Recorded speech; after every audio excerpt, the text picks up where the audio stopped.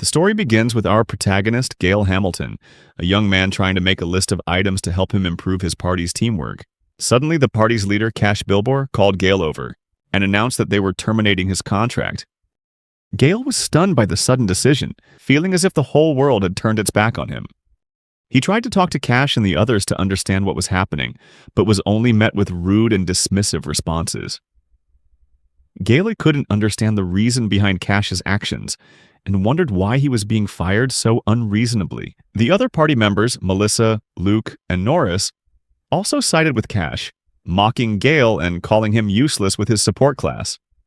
They claimed that Gale's cursed tools were just weird toys and didn't appreciate his contributions. As S-rank adventurers, they believed they didn't need a low-rank support mage like Gale.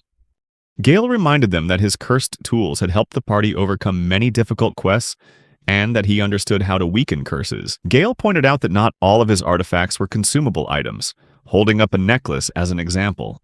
However, the other party members still found Gale's items strange and creepy, worried that he considered them normal. Cash then introduced Mora, the new support member replacing Gale. The members welcomed Mora warmly, expressing their excitement about her, because she possessed buffing and debuffing skills.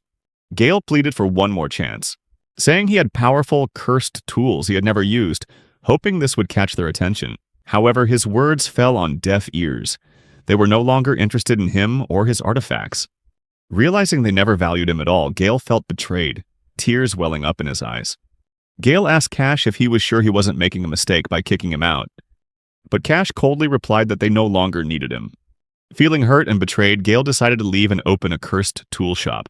He reflected on his time with the Silver Wolves and realized that even though he had always supported them to the best of his ability in his support role, they had never truly appreciated him, and he had worked for the past month completely unpaid. As Gale watched the party members enjoying themselves, he remembered the enhancement curses he had placed on their equipment. Gale decided to dispel those curses, knowing they wouldn't allow it if they found out.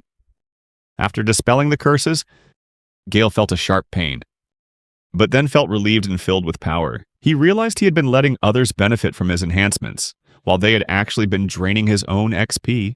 Gale left the inn and walked around town, thinking about his options. He had no money but still had a collection of cursed tools and no longer needed the party's equipment. Recalling the idea of opening a cursed tool shop, Gale began to see potential in the idea, imagining the freedom and satisfaction of running his own store. Meanwhile, back with the Silver Wolves, Cash declared how comfortable it was now that they didn't have to deal with Gale's problems anymore. But immediately, multiple curse marks appeared above their heads, causing them all to feel weaker. The party began to panic and accused Gale of tampering with their gear, regretting that they hadn't gotten rid of him sooner. Mora, the new support mage, overheard the conversation. And while the members argued about what to do if they saw Gale again, Norris even suggested violent ideas like cutting off his fingers. However, Mora, the only sober one, began to think more deeply. She realized that the party's strength might have been dependent on Gale's enhancement curses. Struck by this possibility, Mora wondered if the party's strength was entirely due to Gale's cursed tools. Melissa noticed Mora's expression and asked if something was wrong, then offered her a glass of water. Mora accepted it, thinking further about how a normal curse specialist couldn't possibly strengthen others. If Gale's cursed tools could really do that, it would have to be an incredibly powerful ability, far beyond what a typical curse user could possess. Despite her lingering doubts, the other members paid no mind. They continued to celebrate and prepare for an S-rank quest, intending to prove their worth to the Adventurers Guild. They would have to take down a behemoth, a disaster-class monster. The group cheered and raised their glasses in a toast, confident they could easily defeat the behemoth. Meanwhile, Mora felt out of place, troubled by the realization that the others still hadn't seen the true strength of Gale, the man they had just kicked out, and the immense impact he had on their party's abilities. As for Gale, he went to see a merchant to ask for advice on opening a stall. Gale expressed his desire to get a spot in the central plaza of the capital city rail. However, the merchant said the rent there was a bit steep, suggesting he go to the reception desk to register with the guild first. When the merchant told Gale that the rent for a spot in the central plaza was 4 gold coins a day, he stood still for a moment, pondering the figure and checking the money he had. He discovered that he only had 3 silver coins, which meant he could only afford a stall on Market Street, where it was much cheaper. Though disappointed, Gale decided that something was better than nothing. Gale brought his cursed tools to Market Street and carefully laid them out, looking around the small area he'd just acquired for his stall. The stall was a bit shabby, but Gale believed it would suit his needs just fine. He recalled the kindness of the merchant who had given him his first stall kit, shaking his hand emotionally and thanking him. Now, it was time for Gale to start his business. He decided to sell off his remaining cursed tools along with some interior decorations. However, setting the prices baffled him, since he had never sold anything before. In the end, Gale decided to set the prices based on the cost of the materials. He laid all the items out on the stall, but they looked rather bleak. Gale sensed that something was off with the presentation. Meanwhile, the merchant returned with some documents he'd forgotten to give Gale earlier. As he glanced over Gale's stall, he shook his head and declared that this display wouldn't do at all. Without hesitation, the merchant got to work, rearranging the item and setting up the stall in a neat, logical way. When he was finished, Gale's stall looked impressive, leaving him feeling incredibly grateful. The merchant advised Gale to remember that customers get annoyed if they can't find what they're looking for, and if the shop doesn't sell anything, it'll be hard to stay in business. With that piece of advice, the merchant left, leaving Gale happy and feeling lucky to have met such a kind person. After being looked down on by his old party, now, with his stall properly arranged, Gale decided it was time to get serious. He took out his beloved necklace, knowing that sometimes sacrifices must be made, and set them on his stall for sale. He wondered what customers would think of these cursed items and whether or not they would accept them. However, Gale pushed those negative thoughts aside and focused on the task at hand. He braced himself and called out like a professional salesman, announcing that he had items for adventurers that could inflict debuffs at rock-bottom prices. Immediately, adventurers started gathering around his stall, curiously looking at the rare talismans he had on display. Gale welcomed them with a bright smile, explaining that the cursed tools had their own advantages, like consuming no mana and being usable by almost anyone. Hearing this benefit, more and more people flocked over to take a look. One customer saw a deadly potion being sold for only 5 copper coins and asked about it in astonishment. Gale enthusiastically explained that the price was low because the crafting cost was practically nothing. He assured him that he had many other unique items, like charms that inflict status ailments, cursed tools that cause debuffs, and much more. Although he wasn't sure how effective they would be, the customer decided to buy one since the price was too good to pass up. Gale was pleased with another successful transaction and encouraged the customer to come back again. Another customer spotted a cool-looking sword and asked Gale about it. Gale revealed that it was an enchanted short sword, which shocked the customer when he learned it was cursed, and he argued that no one would ever buy a cursed item. Gale cleverly replied that these items were perfect for interior decorating, since they had such a cool and unique look. The customer, convinced by Gale's explanation, decided to buy the sword to ward off evil spirits from his house. Gale expressed his gratitude and threw in a few curse-breaking talismans. It was clear this guy was born to be an S-rank salesman. Gale had a unique sales style where he always made it clear to customers that the tools were cursed, and he included free curse-breaking talismans with every purchase. Most of his customers were fans of Death Metallica, who were drawn to the bizarre and grotesque designs of these items. He was in the middle of selling his enchanted boots when another customer approached to ask about a legendary tool, a testament to the power of cursed equipment. Gale understood that the mere mention of a curse was enough to make most people wary, so he always gave away curse-breaking talismans and clearly explained the curse's effects and how to remove them. Before long, his shop was packed with a line of customers eager to buy his cursed tools, mostly because they were interested in the free curse-breaking talismans. They were willing to pay just to get their hands on tools with such unique designs. Gale continued selling at a steady pace, and before he knew it, he had sold out of everything. He was quite surprised to see everything sell out in such a short time. Immediately after, more people rushed towards him, asking if his was the shop giving away free curse-breaking talismans, and if he had any left. Gale announced that he was sold out, leaving the customers quite disappointed. Gale realized that the curse-breaking talismans had become unexpectedly popular. As the customers looked at him with longing eyes, he promised he would be back with his stall in the exact same spot tomorrow, and then quickly made an excuse to leave. Meanwhile, some of the people who bought the cursed tools from Gale began to test them out. They had bought these items as a way to prove they were brave enough to overcome their fear of cursed objects. One person tried on a ring and noticed his stats increased significantly, with a system window popping up to inform him he had gained a 50% increase in strength. The others also tested their cursed items and were all astonished by their powerful effects. So much so that they no longer hesitated to keep the curses, even though they had the option to remove them if needed.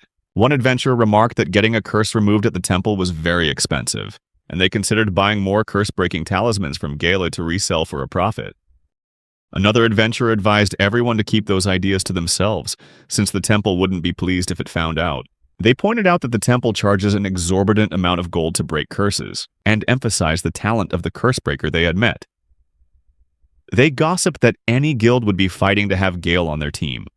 Little did they know, this talented curse-breaker was once humiliated and abandoned by his own party. Now Gale creates cursed tools with S-rank effects, yet he sells them for incredibly cheap prices. Rumors began to spread throughout the imperial capital about a mysterious curse-breaker who would appear in a flash, sell his cursed items, and then disappear just as quickly. Gale, as he was known, was completely unaware of these rumors or the S-rank power of the tools he created, content only with his now heavy coin purse.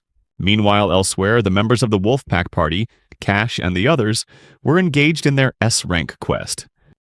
They were struggling against a monster that could easily block their attacks without letting them even get close. Cash was confused, not understanding why this was happening to them, because it made absolutely no sense. He felt frustrated, and for good reason, as they were S-rank adventurers. Cash wondered why they were being beaten by a goblin that had been no trouble at all and was easily defeated just a few days ago. But just a few hours earlier, when they had accepted the S-rank quest, Melissa had asked Cash if it was wise to take on such a high-level quest right away with a new member. Cash was confident that everything would be fine, as he had personally chosen Mora, who had a good reputation in the guild. This answer somewhat reassured the group, and they told Mora they were counting on her. Mora seemed a bit flustered but responded with a strained smile. Cash noticed something was off around them, and warned the members to get ready, because there was a goblin up ahead. However, despite the whole group working together, they couldn't take down a single simple goblin. Luke's arrows all went off course, causing him to struggle to control them. Melissa yelled at Luke for his clumsiness during the intense fight. She decided to face the goblin alone, but in the next moment, the goblin launched an attack, sending Melissa flying into a tree trunk. Cash couldn't react to the situation, so he turned and ordered Norris to seize the opportunity. However, Norris took longer than usual to cast his spell, and after he finished, only a small, weak spark appeared. Cash screamed at Norris for failing to unleash a powerful spell, yelling that the weak flame wouldn't even tickle the goblin. Too focused on Norris, Cash forgot about the goblin, and in that moment it charged at him again. Fortunately, Mora managed to pull Cash out of harm's way in time, using her support magic to save him.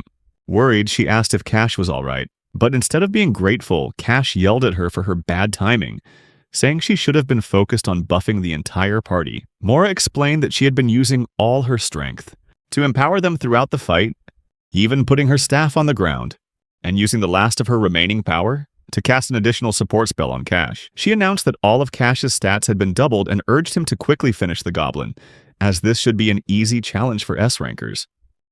Cash was thrilled to hear his stats were doubled, determined to kill the goblin to satisfy his rage. Energized, he charged forward to crush his opponent.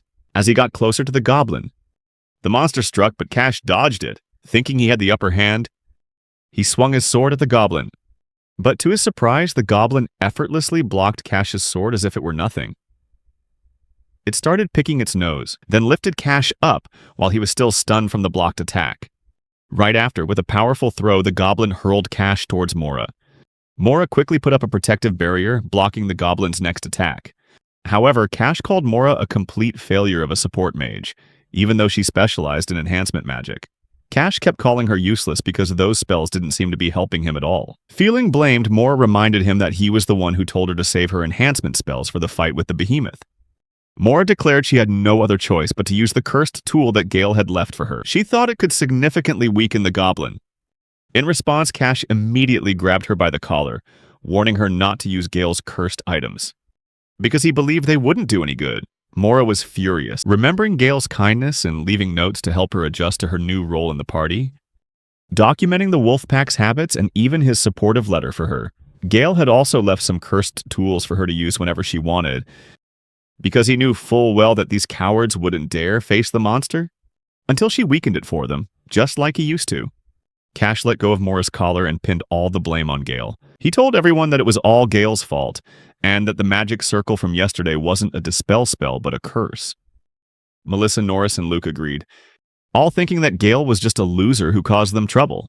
In the middle of the battle, they started arguing, mocking Gale as being completely useless. Cash admitted that the path ahead would surely be dangerous, but he didn't want to retreat, being too proud as an S-rank adventurer. Melissa understood how he felt, while Norris reminded them they couldn't even fight if they wanted to because of Gale's curse.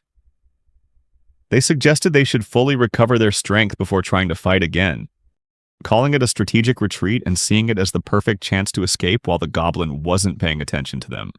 Cash agreed to give up for now and decided to retreat, continuing to blame the curse. Mora was stunned by their change in fighting spirit and tried to convince them to persevere, wondering if they really were an S-rank adventurer party. Cash spoke up, saying the rest of the team was badly injured from the fight, while Mora didn't have a single scratch on her.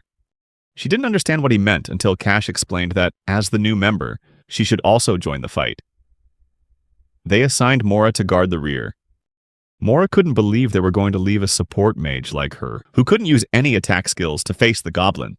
Now, Mora was standing next to the goblin, and it suddenly asked her if she was having a hard time too. It'd be great if this goblin was the main character. In a panic, Mora hastily used the cursed scroll she had. The next moment, the scroll began to glow, and she seized the opportunity to run away. Meanwhile, the other members were resting by a tree, exhausted from the long escape. Melissa blamed the new girl Mora, saying she was useless to them. However, Luke pointed out that they were the ones who had gotten weaker. But Melissa still blamed Mora, accusing her of showing off her chest and distracting the party. Everyone ignored what she said and went back to blaming Gale. Just then, Mora arrived, and Cash commended her for successfully getting away from the goblin. But then he noticed something small clinging to Mora's back. Thanks to Gale's curse, the goblin had shrunk down and turned into a child. Meanwhile, in the city, Gale was finding it enjoyable to run his stall, and wished that more people, not just adventurers, would buy his items. Lately, he'd run into a weird adventurer who would just stare at him with bloodshot eyes and burst out laughing. With the money he'd earned, Gale decided to move his stall to the Noble District to attract wealthier customers, and silently hoped he would never see that strange adventurer again. At the same time, a young lady from a nearby street corner was watching his stall with great interest. Mora Glaris had finally escaped the goblin and was heading back to where her former teammates had abandoned her. She returned looking exhausted and haggard. Were indifferent, merely suggesting they were indifferent, merely suggesting they leave the forest as soon as possible. Just then, Cash noticed something crawling on Mora's cloak. It was a mini version of the goblin. Then, poof! The effect of the curse tool Gale had left behind kicked in, and the goblin returned to its original size. Cash and the other members started screaming and blaming Mora, but she quickly made her exit, leaving her old friends to face the giant monster. In a panic, the group scrambled to hide behind one another to get away from the goblin. Luke even suggested the goblin eat Melissa, saying that women are tastier and softer. As they bolted, the goblin just stood there, silently thinking to itself that it was, in fact, a vegetarian. 4 days later, the entire Wolfpack party showed up at an inn looking miserable and utterly exhausted, slumping over a table and weakly asking for water while some just wanted a bath. The other patrons in the inn stared judgmentally at the smelly group, whose stench filled the room, forcing people to cover their noses. Mora was sitting at the counter, and the innkeeper curiously asked about her party, who were now at a table behind them. Still furious, Mora bluntly replied that they had brought this upon themselves. Cash called out loudly to the innkeeper, demanding water, towels, or anything they could get, while Luke complained about the terrible service. The innkeeper responded by placing a single glass of water on the table, and told the 4 smelly adventurers flat out that she wasn't running a charity. What a savage comeback. Cash was clearly infuriated by the comment, yelling that the innkeeper had no idea who they were. In fact, she knew very well, and in her eyes, they were just a bunch of freeloaders who couldn't pay their bills. She informed them that their advance payment only covered up to yesterday, and if they didn't pay more, she expected them to leave right after finishing their water. Cash fumbled for his coin purse, muttering something about being an S-rank adventurer. After some rummaging, he realized that the wolf pack was completely broke. Melissa seized the opportunity to quickly down the single glass of water the innkeeper had brought, leaving the 3 men to howl in outrage. They turned to look at Mora, who was waiting for her food at the counter, clearly intending to mooch off her. Melissa roughly grabbed Mora, while Cash started patting her down, searching for her coin purse. All the while, they continued to blame Gale for all their misfortune, even accusing him of being the reason they went broke. The 4 team members seemed pleased with the money they just swiped, but Mora wasn't one to be trifled with. She swiftly landed a punch right in Cash's face, then took care of Melissa and the other 2 worms, Luke and Norris. Mora made short work of them and cleaned up the mess for the innkeeper. This was her sweet way of saying goodbye to the wolf pack. She apologized for the broken table and mugs, but the innkeeper was just glad to be rid of the fools. Back in town, Gale was savoring every moment as he set up his stall in the noble district. He attracted countless wealthy customers, curious about his masterpieces. His day began with a noblewoman, flanked by her bodyguards. She bought Gale's lizard lamp, which was actually a basilisk, finding it strangely fascinating. As the day went on, Gale managed to sell quite a lot. However, his handmade combat gear and items didn't attract much attention, which left him a little disheartened that no one truly appreciated his designs. Just as Gale was about to pack up, a beautiful, plainly dressed young lady suddenly rushed over, making him stay open a little longer. Gale wondered if she was a noble, since it was clear that a bodyguard was secretly watching her from a distance. Gale watched the girl, who seemed to light up with delight, as if she were in her own personal cute stationery shop. She bought a small, pretty ring, and showered him with praise, moving Gale to the verge of tears. Gale offered to give her a discount since she was the first person to praise his designs, but she instead handed him a large gold coin and skipped away, leaving Gale lost in a state of bliss. In his excitement, Gale forgot to give her the curse-breaking charm for the ring she bought. It wasn't a huge problem, really. The ring would just increase defense and resistance to instant death blows by 200%. But once put on, it couldn't be taken off. Besides, she was rich, so she could probably just go to a temple to have the curse removed. However, right after she left, the girl was kidnapped in an alley by a female knight and taken to the palace. It turned out she was none other than Princess Carla of the kingdom. Immediately, royal guards flooded the town, searching for a young man with black hair and a blue coat who was selling things in the market. The reason? He dared to speak to the princess and even sold her strange items. Gale was almost spotted by the guards, but he quickly used a magic charm to change his face into that of an old man. The guard walked past, apologized, and continued his search. Quickly, Gale used a dispel charm to remove the transformation, and decided to leave town immediately, for his own safety. However, he was suddenly surrounded by curious children, demanding he perform magic since they'd seen him transform. While Gale was trying to convince them to be quiet, at the Grand Palace, the beautiful Princess Carla was lounging comfortably on her soft bed. Beside her, the special ring she'd just bought from a young man. The knight, Vivian, tried to remind Carla that buying cursed items was an insult to the faith, but Carla paid her no mind. To her, connecting with her people was a necessary duty for a princess. Vivian shot her a stern look, her eyes landing on the cursed items scattered throughout Carla's room. Carla felt that no one understood the appeal of these strange items quite like she did. Vivian simply reminded her that she had a meeting with the delegation from a neighboring country this morning and should be preparing. But Carla wasn't listening, completely absorbed in slipping the strange ring onto her finger, eager to see how it looked on her. At the Adventurers Guild, Gale was enjoying a hearty meal after a hard day's work. At first, he'd been worried about living on his own, but so far, he was actually enjoying it. Turns out, he had a knack for going solo and found satisfaction in running his own business and dining alone. He thought about stocking up on more materials soon, and figured it might be time to prepare to move on to another city. As Gale was taking his tray to be cleared, he ran into some unexpected visitors at the Adventurers Guild, his old party members begging to borrow 10 to 20 gold coins because they were S rank. But the girl in charge of the guild gently turned them down, explaining that they hadn't completed a single quest since their promotion, which was highly unusual for an S-rank party. The party tried to make up some pathetic excuses, but there was no hiding the truth. They had just failed to defeat an A-rank ogre and had caused a ton of trouble around town in the process. Not only had Mora left their party, but complaints had been filed against them, putting them deep in debt. Ultimately, the receptionist stood firm and refused the loan, and it looked like the failed party wouldn't be asking again. Gale found the whole scene both pathetic and amusing. Just then, the party decided to shift the blame to Gale, claiming that he had cursed them, and that Mora had been a completely useless replacement. Blaming others seemed to have become their favorite hobby. The receptionist immediately set the foolish group straight. Mora is one of the best support mages in the entire capital. She said it was embarrassing that she had once recommended the Wolf Pack as one of the finest parties. Standing nearby, Gale listened with glee, savoring the drama. He felt a deep satisfaction hearing his old party get the dressing down they thoroughly deserved. The receptionist continued and then unexpectedly directed a compliment toward Gale. She declared that he was a fantastic creator of curse-dispelling charms and had made some of the highest quality ones for the guild. Gale blushed at the praise while the wolf pack stormed out of the guild in a huff. Delusionally, they declared they would return to pay off that ridiculous debt and would start taking easy quests to break the curse they believed Gale had put on them. Watching them storm off, Gale found the situation genuinely unsettling. How could they even think he had cursed them?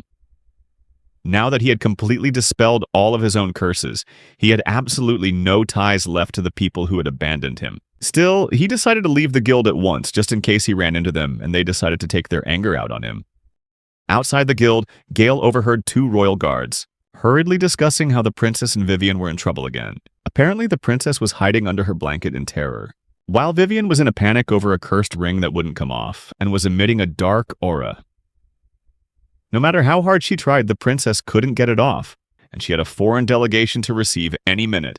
At that point, Vivian suggested cutting off the princess's finger, which made Carla scream in terror.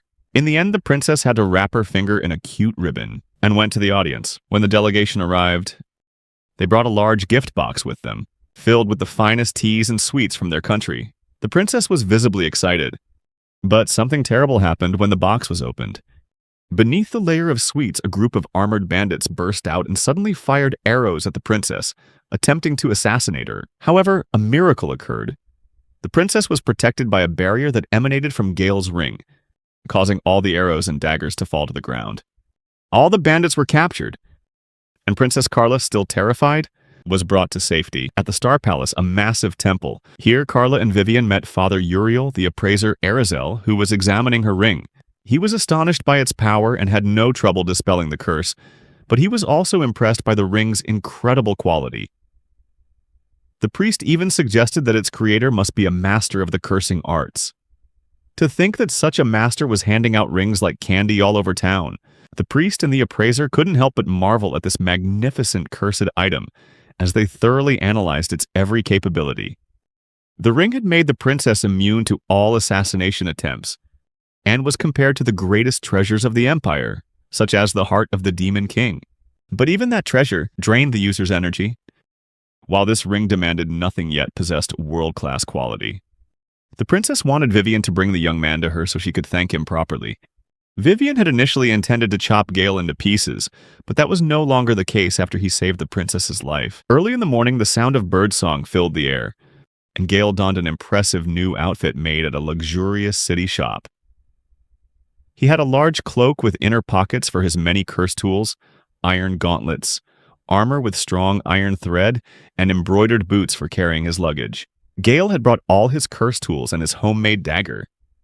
It was time for him to leave the city. Perhaps for the last time, he would gaze upon the royal capital. Gale felt every breath of the morning air, watching the city awaken and its residents begin their day, all of which felt special to him. Suddenly, an alley caught Gale's attention. A group of 4 people were shivering on the ground like beggars. For a moment, Gale thought they might be his old comrades, but he quickly dismissed the thought and continued walking toward the city center. As he walked into town, Gale came face to face with the city knights who were rushing through the town. They were clearly looking for a dirty-looking young man with black hair who was selling unaesthetic accessories. That couldn't possibly be Gale, since his accessories weren't unaesthetic at all, and he didn't look shabby. Note, Gale is completely lacking in self-awareness. He even bumped into one of the knights and was immediately let go because he looked quite neat. Gale panicked and decided to leave the city immediately, cursing himself for being naive enough to reminisce about this stupid city, even for a moment. At this time of day, there were dozens of passenger carriages. He just had to pick a city to go to. He wanted to go somewhere crowded with plenty of opportunities. But then something else caught his attention. Gale heard a man calling out ticket prices for the farming town of Farm Edge. Just the thought of food and delicious farm produce was enough to make Gale's mouth water, so he immediately decided to go to Farm Edge. And he wasn't the only one. There was also a girl buying a ticket, none other than the support mage, Mora Glaris. Gale definitely recognized that beautiful face. But there was one problem. Gale had a bad habit of blurting out his thoughts. Mora grabbed him by the collar as Gale begged for forgiveness, pleading that he was just a nobody who should be ignored. But Mora wasn't having it and gave him a punch he wouldn't forget, reminding him that he was no different from the others in the wolf pack. Afterward, the two sat side by side on the cart, and Mora wished Gale a pleasant trip, her voice dripping with rage. Gale felt sleepy, but Mora kept pushing him away because he was sitting too close to her, even though Gale had nowhere else to sit, because the cart was filled with iron, steel, and imported goods, leaving only a few spots for passengers. Unable to contain his curiosity, Gale asked Mora how she felt about the wolf pack situation. She replied nonchalantly without a hint of emotion, while Gale was still feeling betrayed. Mora bluntly said she didn't understand why he had stayed with that terrible group for so long. She mentioned how Cash couldn't even defeat a single goblin, which left Gale stunned because he had never realized how much of an impact he had on the group. Mora couldn't believe how Cash could be the leader with such poor combat skills, and the other three were no better, unable to properly wield a sword, cast a spell, or shoot a bow. She had just been unlucky to join such an incompetent group. Gale fell into thought for a moment. He used to think Cash was a hero, but now he realized Cash was just a pathetic loser. Mora added that whenever something went wrong, the wolf pack would blame Gale and criticize him. She mentioned how she would stand on the sidelines and listen to their words, but then quickly fell silent, thinking that perhaps Gale didn't want to talk about it. However, Gale simply apologized softly to Mora for the trouble his old group had caused her. The cart continued to roll along the bumpy road, and Gale glanced over at Mora, noticing she didn't have much food or supplies. He decided to open his backpack and surprisingly brought out a miniature kitchen with bread, cabbage, and delicious meat to prepare an appetizing sandwich. Gale offered some to Mora, who accepted immediately as the food looked too tempting. He also didn't forget to share some with the family of 3 sitting in front of them. Then Gale took out a bottle of fine wine, and everyone enjoyed the meal with great cheer. While they ate, he told Mora about his stall and the chaotic market before he left, where everyone was buzzing with rumors that a sacred relic had appeared at some stall. Gale wondered how someone could sell such an amazing item without realizing it was him. Once again, his lack of self-awareness showed. The stall and the sacred relic actually belonged to him, but he decided to keep this secret from Mora. After a few cups of wine and some cheerful laughter, the cargo cart suddenly overturned. Everyone inside the cart was thrown down in awkward position, and it took them a long moment to grasp the situation. An orc attack had suddenly descended upon the caravan. The mercenaries and passengers all thought this was the end, and a child began to sob uncontrollably. None of the passengers had any combat experience except for Gale and Mora, but both of them were only ranged support, having never fought directly. However, they had no choice but to join the fight. Mora held her staff and a small knife, while Gale had a few consumable items and a dagger. They weren't ideal weapons, but they would have to do in this urgent situation. Gale tried to stop Mora from stepping forward since they weren't frontline fighters. Deciding to fight now was a reckless move, but he decided to trust Mora. He moved forward and asked her to cover his back. Since the orcs wouldn't expect a counterattack, Gale figured taking the lead was their best bet. He quickly put up a shield, and Mora immediately prepared to buff him. She took out her staff, and the moment Gale drew his dagger, a wave of dark energy flooded the space around them. Gale simply pointed his dagger at the orcs, and that sinister energy began to swirl around him. For the first time, Gale's hidden potential was about to be unleashed. Mora felt an intense, cursed energy radiating from the dagger Gale was pointing at the orcs. He looked confident and didn't seem to need any support. Mora remembered their earlier conversation, when she said the buff would take time to activate, and that she planned to find the right moment to cast it on Gale. Once the buff took effect, Gale would be strong enough to take down 1, or even 2 ogres according to their plan. Gale would use the cursed tool to slow down the orcs and take out as many as possible before they could recover. He had agreed to the plan, admitting that if they could buy enough time, it would be extremely effective. Mora reminded him that they only had 1 shot at this. However, seeing the dark aura radiating from the dagger, Mora couldn't help but wonder what it really was. Gale explained that it was just an ordinary dagger used for debuffing, leaving Mora stunned as to how he could possibly call something like that ordinary. The ever-carefree Gale simply asked her to keep covering his back. Determined, Mora began to chant the buffing spell. She knew this spell's effect was short-lived, so she decided to use Omni Boost, causing Gale to feel a powerful surge of strength. Meanwhile, Gale had skillfully thrown a scroll right into the middle of the orcs. His aim was perfect, and the scroll landed exactly where he intended. As the scroll unfurled, a dark aura appeared, enveloping the orcs, which immediately made them feel an incredible weight and horrifying pressure. Sweat poured down their bodies, and the air around them felt like a living hell. Even Mora could feel the deathly presence of this dark aura. The orcs couldn't withstand the immense pressure, collapsing to their knees in terror.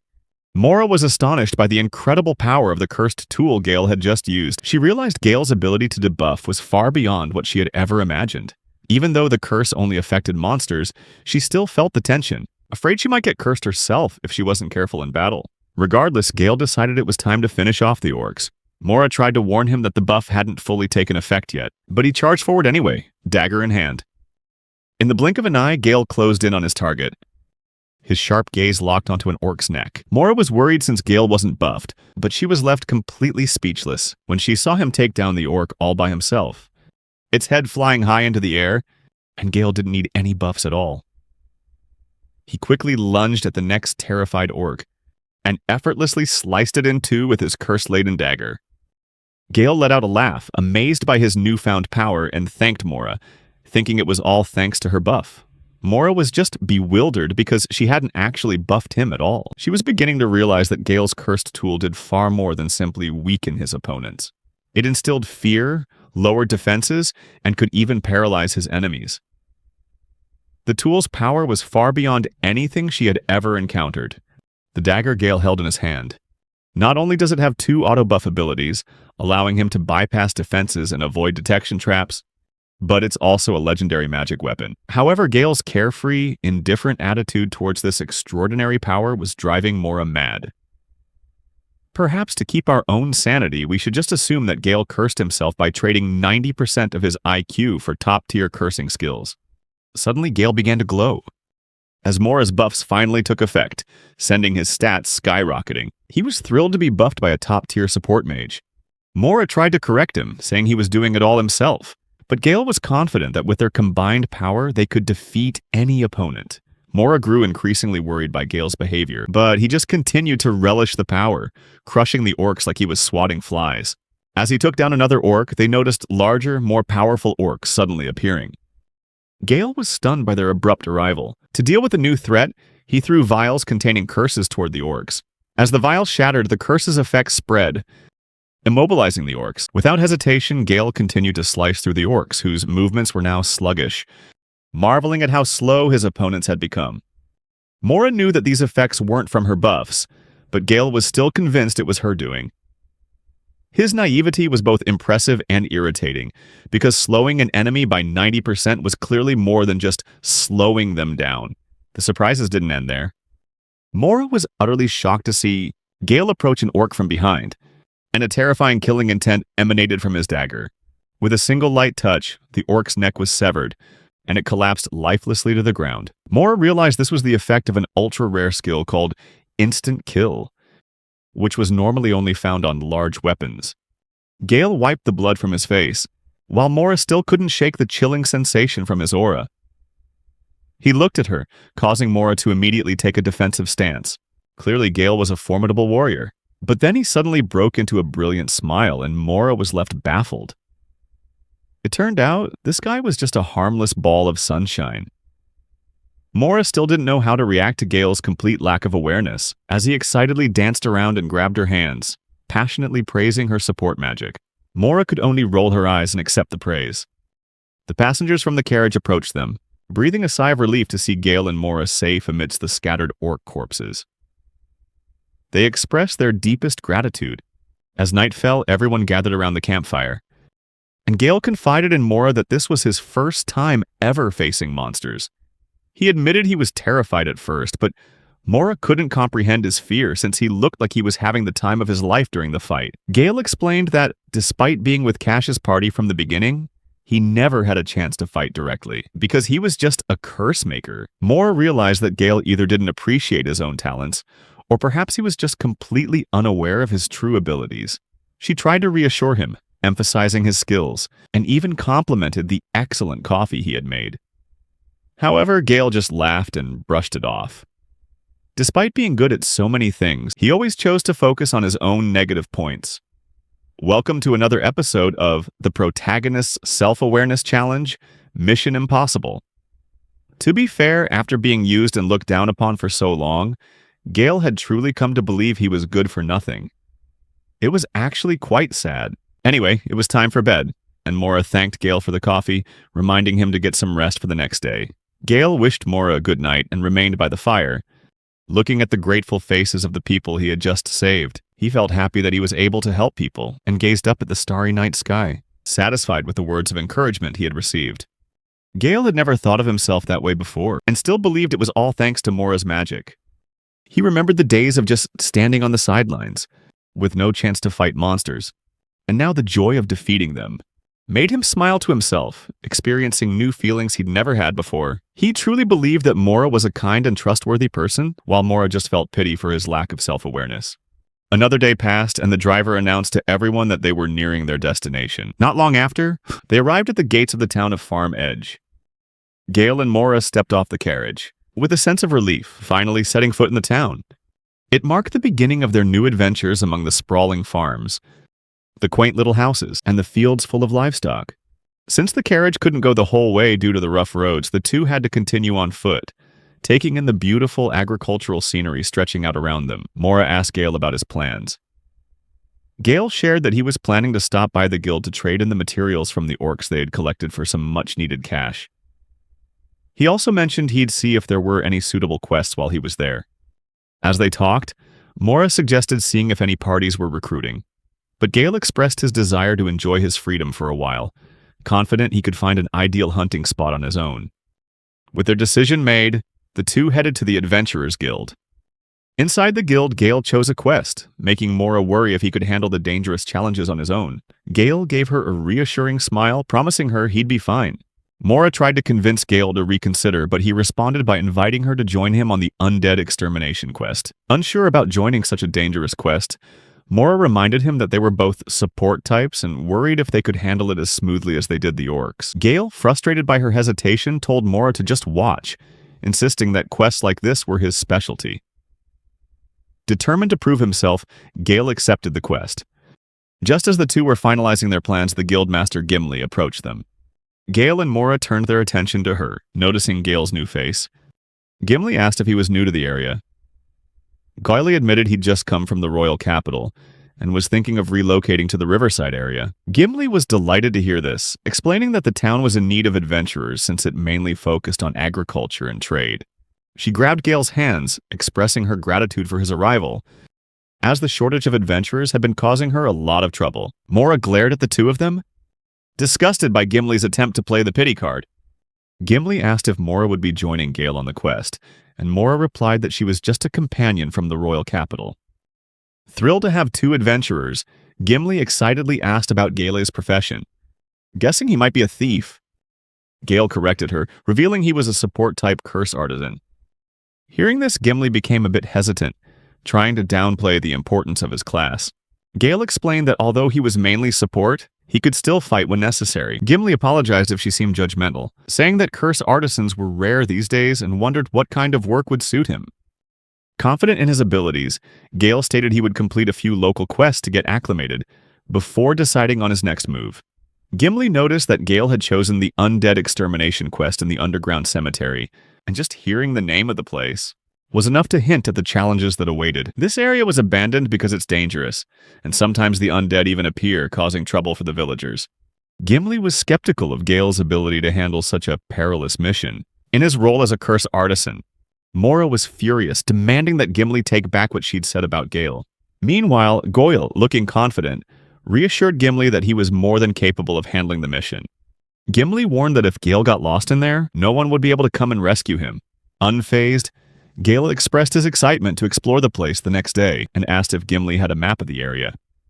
Gimli happily provided one and offered to sell him holy or magical items.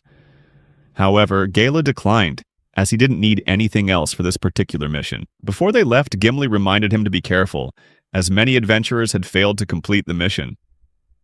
Mora, feeling jealous of Gimli's friendliness towards Gale, stomped on his shoe, making him yelp in pain. Gimli noticed Mora's jealousy and remarked that the two seemed very close. Before formally welcoming them to the farming city of Farm Edge, She introduced herself as the guild master, and they exchanged formal bows. Gale suddenly remembered he had one more piece of business to take care of, so he asked Gimli to exchange some orc materials for cash, which surprised her a little since blood was still dripping from the bag. Once that was done, Gale promised to do his best, and the two of them left the guild. Mora, thinking back on their conversation, felt Gale was rather naive, a trait she believed wouldn't do him any favors in building a solid foundation for his life. Hearing her comment, Gale simply admitted he was a bit dense, and Mora turned away, flustered, trying to hide her feelings. Noticing her reaction, Gale asked if there was something else she wanted to say. She sighed and confessed that she hadn't originally planned to come with him, but had ultimately decided to stay. She confessed this hesitantly, looking a bit anxious, but didn't back out of accompanying him. Stopping in the middle of the road, she met Gale's gaze as he calmly listened to her explanation. Mora said that she wasn't exactly worried about him, but she felt he relied too much on others, like a character who always needs to be saved. Gale looked her straight in the eye, smiled, and felt that Mora's presence was actually very reassuring. Faced with his directness, Mora became flustered, trying to hide how flustered she was. He continued to express his joy at having her by his side, which made her blush even more, leaving her wondering why she was feeling so strange. Meanwhile, Gimli sat on a balcony under the night sky, looking out at the cliffs, and told herself that she knew Gale was no ordinary curse artisan. The next morning, Mora and Gale started their day with a hearty breakfast. They could feel the curious stares of the villagers, since adventurers were a rare sight in this region. After finishing their meal, the two set off for the cemetery where the mission was to take place. Gale was eager to get started and finish the mission quickly, while Mora seemed more apprehensive. She carried a bag full of essential items for dealing with the undead, and said it was just a standard precaution. Gale, unconcerned, reassured her that everything would be fine, as he was very skilled at dealing with undead-type enemies. As they entered the cemetery, Mora warned that they should retreat immediately if anything went wrong. Gale agreed. The place was surrounded by rows of tombstones and ancient graves. Gale found the scenery captivating, while Mora couldn't understand what was so great about the scattered skeletons and decaying corpses. Gale immediately began to inspect the area after spotting some footprints left by the undead. She wondered if this place had been a dungeon centuries ago given how ancient it looked. Worried about the potential consequences of disturbing the spirit's final resting place, she stressed the importance of respecting the dead. Gale, however, argued that they needed to investigate further and examine the skeletons. While inspecting, Gale found an undead skull lying dormant in the sunlight, and informed Mora that it would come to life when night fell. She trembled at the thought, so Gale decided to reassure her by picking the skull up. As she watched nervously, he suddenly moved the skull's jaw, startling Mora, who reacted instantly with a punch so powerful it shattered the skull. "Hey, what happened to respecting the dignity of the undead?" Gale blurted out pointedly. Mora explained that undead creatures were an exception since they were just monsters. Overwhelmed by the creepy atmosphere, Mora said she wanted to leave the place as soon as possible. Gale, noticing her fear, suggested she wait outside while he continued to explore. He realized this graveyard had just recently been turned into a dungeon, which meant they would only encounter low-level creatures on the shallow floors. Mora found Gale's words of encouragement did little to help, and despite trying to wait outside with a lantern, her fear pushed her to follow him inside. When faced with numerous undead creatures, panic caused Mora to cling tightly to Gale for protection, which flustered him. As they confronted a few zombies, she even used Gale himself as a weapon against them. In a moment of desperation, Mora threw her lantern at the skeletons, causing them to burst into flames. When Gale asked why she'd followed him inside even though she was so scared, Mora got flustered, eventually admitting that she was worried about him facing the enemies alone. They continued deeper into the more dangerous part of the dungeon, with Gale telling her to trust him. Mora agreed and the two walked on, hand in hand. Gale really is quite the player, and it looks like this ship is starting to set sail. Before Gale and Mora left the royal capital, 4 individuals were struggling at a blacksmith shop, trying to sell their gear. It was none other than the floundering S-rank party led by Cash. The blacksmith refused to buy their filthy items, leaving them homeless and hungry. Realizing the importance of money management, the group considered taking on low-level quests to get back on their feet. Luke suggested some jobs from the guild, like exterminating low-level monsters, confronting skeleton knights, and hunting goblins. However, Cash and Melissa, in their arrogance, rejected these quests. Norris tried to calm the situation, explaining that they needed to rebuild their strength gradually. Reluctantly, the party agreed to take on a C-rank quest to fight skeleton knights. Luke and Norris provided support from the rear while Cash and Melissa confronted the monsters head-on. However, their initial confidence was quickly shattered when the skeletons overwhelmed them, forcing the entire party to flee and fail the mission. The next day, the group tried their hand at an orc extermination quest. Let's just say they lost 1,000 aura points for their disastrous failure. As the days went by, Cash and the others grew weary, returning to the Royal Capital Guild with a string of consecutive failures and not a single successful quest to report. The constant failures weighed heavily on their spirits, leaving them dejected and clueless about what to do next. And guess what the first thing they said was? Shamelessly, they declared it was all Gala's fault. And I agree, it was totally Gala's fault. He was the one who single-handedly carried this bunch of deadweights all the way to S rank. Norris told the group their priority was to make money and then settle the score with Gale. Luke added that Gale was so pathetic he was probably just running a roadside stall by now. Cash, meanwhile, told the guild receptionist that the quest was a scam and the monsters were much stronger than expected. On another quest, Cash reassured the villagers they had the situation under control. But when the fighting began, the villagers were mostly left to fend for themselves, while Cash and his party were soundly beaten by a mob of goblins. The guild receptionist suggested that they should voluntarily downgrade from S rank to avoid further humiliation. Cash flew into a rage at this suggestion, grabbing the receptionist by her collar, but after getting thrashed by goblins and an ogre, he ended up getting schooled by a woman right then and there. It would make more sense if Cash changed his name to Trash. Meanwhile, in the underground cemetery of Farm Edge, undead creatures were swarming the place. Gale explored the deeper levels and sensed the ever-increasing density of souls, realizing the great potential of this underground cemetery. Mora closed her eyes and asked if anything was in front of them, and Gale lied, saying there was nothing there. But when she sensed the presence of numerous undead creatures, Mora immediately moved closer to him. Suddenly, a giant skeleton erupted from the ground. Gale immediately cast a dispelling spell on the bone monster, destroying it in an instant. Mora opened her eyes, surprised, to see the creature had been dealt with so cleanly. Gale explained that it was quite simple, comparing it to how priests perform exorcisms. Mora disagreed, arguing that the methods weren't the same, but Gale believed that the priest's approach wasn't necessarily perfect. He began to think of a way to explain it to her, then picked up a skull, looking at it with a warm smile. Gale said that his method was about giving the undead a chance to be heard, so he could listen to their stories. After defeating the fearsome skeleton monster, Gale carefully gathered the fragments of the defeated creature, leaving no piece behind. Meanwhile, Mora, still trying to process what had just happened with a mix of surprise and curiosity, turned to Gale with a puzzled expression. She was confused by Gale's mention of listening to the stories of the undead, and didn't understand how it related to the duties of a cleric.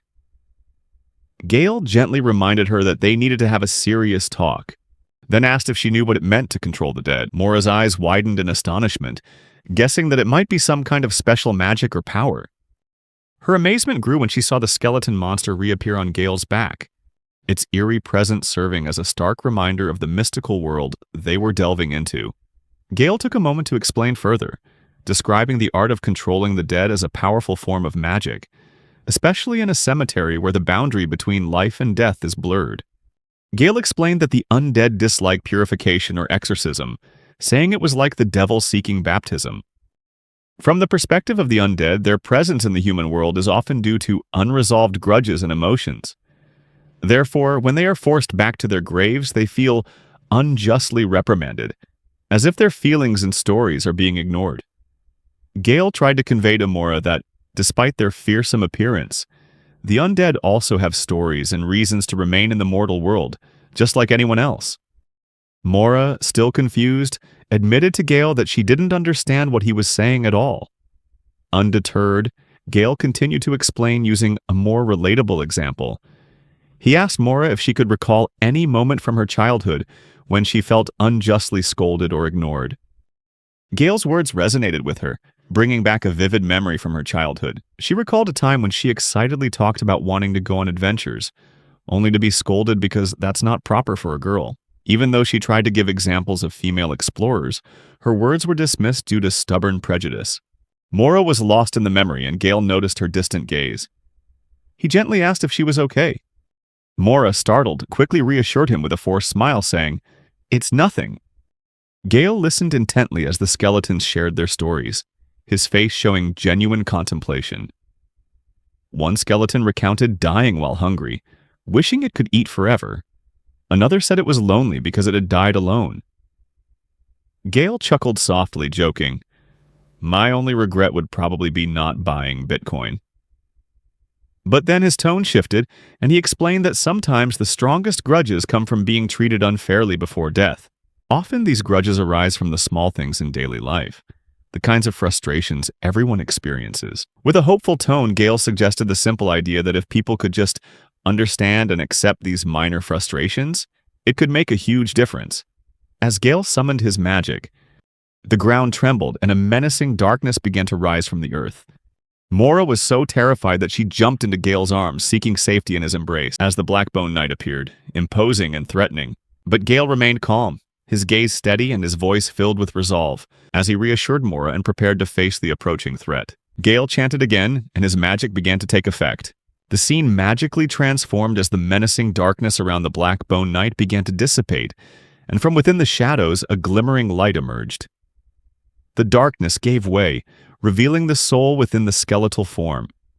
During this transformation, a young boy appeared, surrounded by flames, becoming a symbol of hope in the darkness.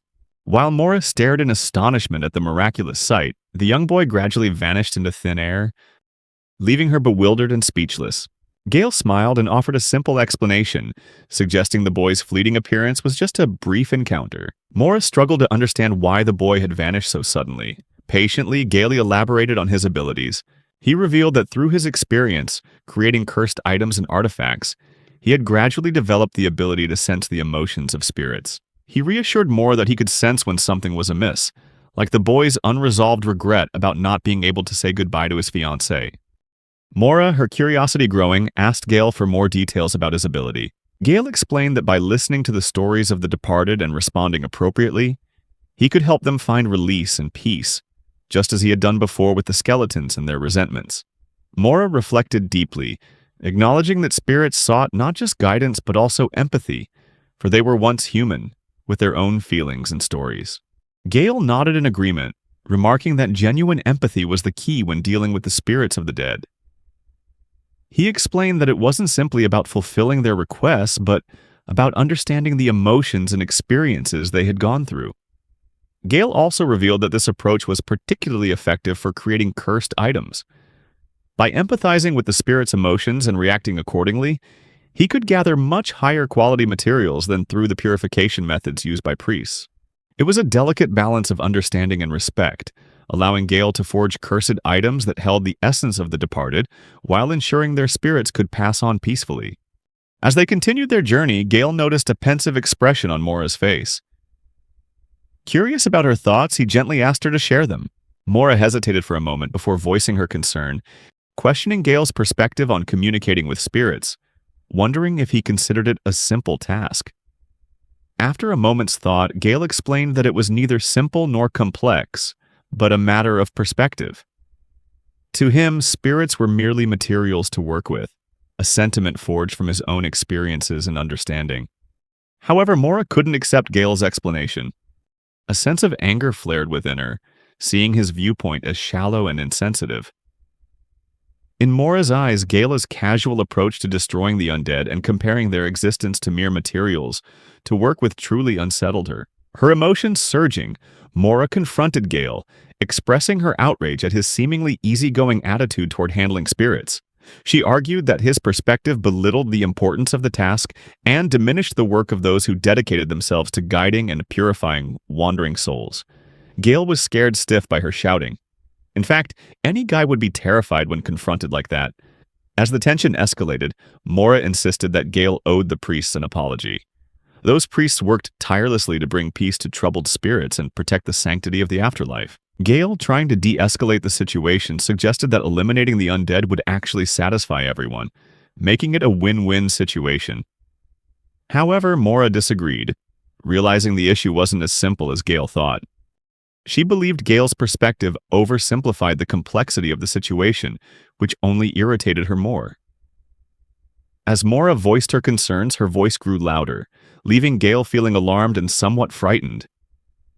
In his heart, he realized anyone would feel overwhelmed in such a situation. Despite their disagreement, Gale and Mora continued onward, delving into the deepest part of their journey. Suddenly, from within the deep darkness, a strange light shone, bathing the area in an ethereal glow. As they ventured deeper, they encountered countless terrifying creatures.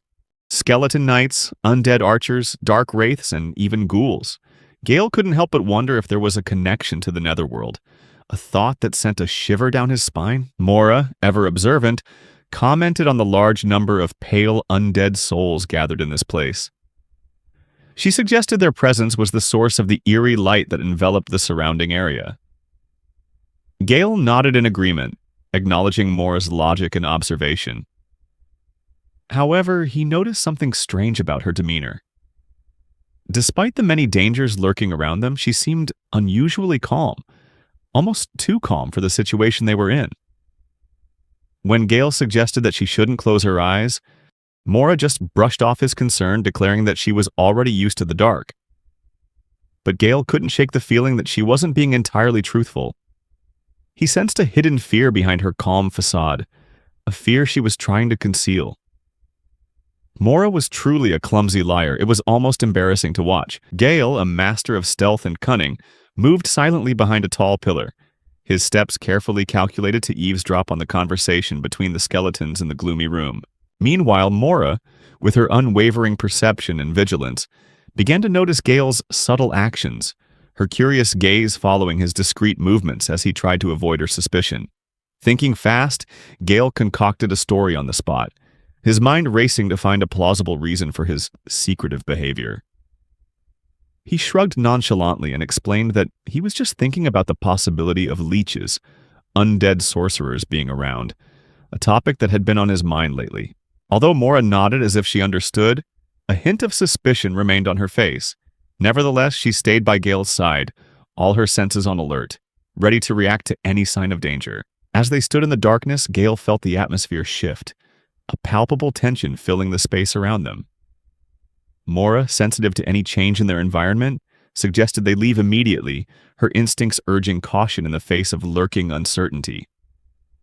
Gale was torn between his desire to explore deeper and the need to ensure their safety, carefully weighing their next move. However, before they could make a decision, fate intervened with an unexpected accident.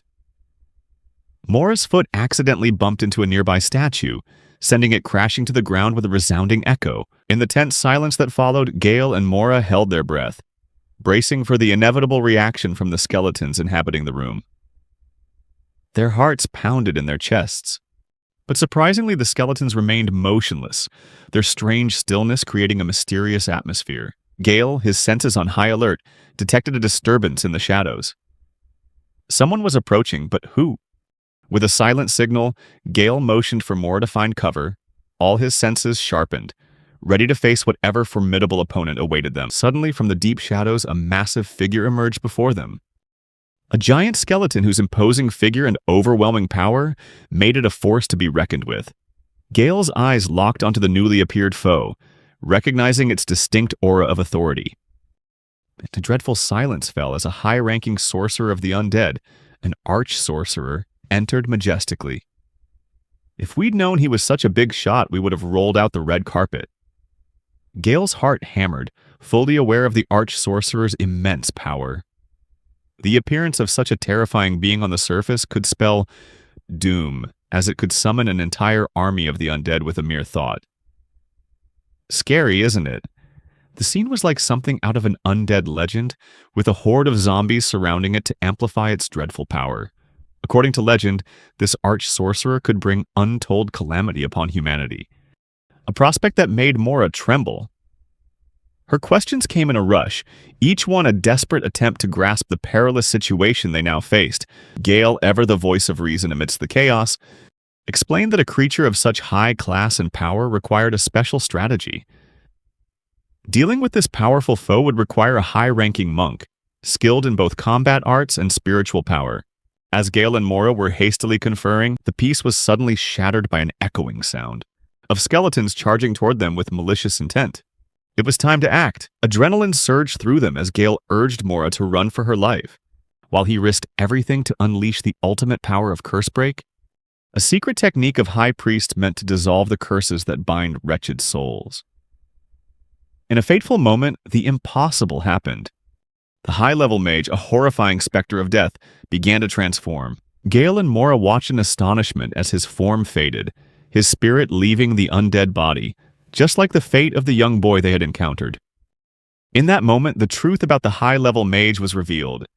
He was a creature bound by curses, suffering from the torment of his own existence. Finally, upon reaching the deepest level of the cemetery, Gale felt a wave of relief wash over him as he stepped out into the fresh air, a stark contrast to the suffocating atmosphere underground.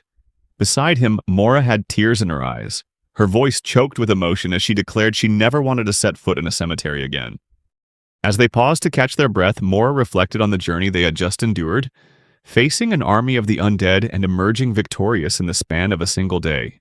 It was a story that would seem unbelievable if told by someone else, but here was the living proof of their own extraordinary adventure. Gale, ever the optimist, downplayed their achievement, suggesting Mora's excitement was a bit of an overreaction. Yet beneath his calm exterior, he couldn't deny the sense of satisfaction knowing that he had made a difference. As they stood together in the fading twilight, Mora felt a deep sense of gratitude for her strange partnership with Gale. In him, she had found a companion always ready to face the unknown, no matter how terrifying the challenge. Outside the towering walls of the royal church, Cash and his group were confronted by a stern church member, his robes flapping in the wind. As he looked them over, the church member's suspicious gaze swept across each person in the group, and the air grew heavy. Without waiting long, the cleric posed a sharp question. "Are you cursed?" His voice was deep and authoritative, demanding a satisfactory answer. Cash, unfazed by the scrutinizing gaze, met it with a determined look of his own. His voice was firm as he declared their purpose: that they had come to the royal church to have a curse inflicted by Gale removed. Cash emphasized the name with contempt, as if its mere mention was distasteful to him. In that moment, Cash was the very embodiment of a true Karen. Elsewhere, Princess Carla was whispering to her young companion, her brow furrowed in thought as she considered the rumors circulating around them. She asked if it was all about money, and the young girl, wise beyond her years, nodded in agreement. She believed the information came from a reliable source, a renowned adventurer from the Capital Guild. There were even whispers of recent sightings that seemed to be related to the rumors. Meanwhile, Cash and his companions entered the church, their presence immediately drawing curious glances from those around them. Cash, a keen observer, was captivated by the cathedral's carpet design, his fingers tracing the patterns like an enthralled 6-year-old. In another corner, Princess Carla's attendant silently watched Cash's group. With a pensive expression, his mind filled with thoughts about the recent disturbances. With the weight of his responsibilities upon him, he approached Princess Carla, each step deliberate, to report on the suspicious behavior of Cash and his party. A look of concern, yet determination, crossed Princess Carla's face. She looked at Cash with a steadfast gaze, as if silently asking a question that was difficult to voice. Cash responded with an enigmatic smile, his eyes hiding a mix of mystery and vulnerability. Meanwhile, Mora and Gale were asking about their next destination. When Gimli smiled and said that she was considering the Blacksmith's Guild, a gathering place for highly skilled members, the group quickly headed there to arrange a flexible spot for Gale's stall. Gale was a bit confused to find himself here instead of at the Merchant's Guild, but Gimli explained that the Blacksmith's Guild held more influence in Farm Edge, even overshadowing the Merchant's Guild. The Blacksmith's Guild not only attracted financial resources, but was also a hub for talented craftsmen. Therefore, they needed to try and build loyalty and trust with the Blacksmith's Guild. With all this information about the different guilds, Gale's head was spinning. However, he understood that in an agricultural city like Farm Edge, iron products were incredibly valuable.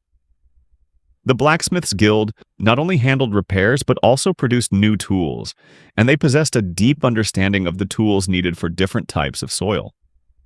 Being locals, they could provide agricultural tools specifically designed to suit the soil and weather conditions. It was this expertise and diverse supply that made the Blacksmith's Guild an attractive destination for everyone here. Gale realized that greeting the most influential person in the Blacksmith's Guild would help him secure a prime location for his stall. Gimli nodded and asked if they had brought any souvenirs. The idea of souvenirs excited Gale, while Mora had a bad feeling about it, which was understandable.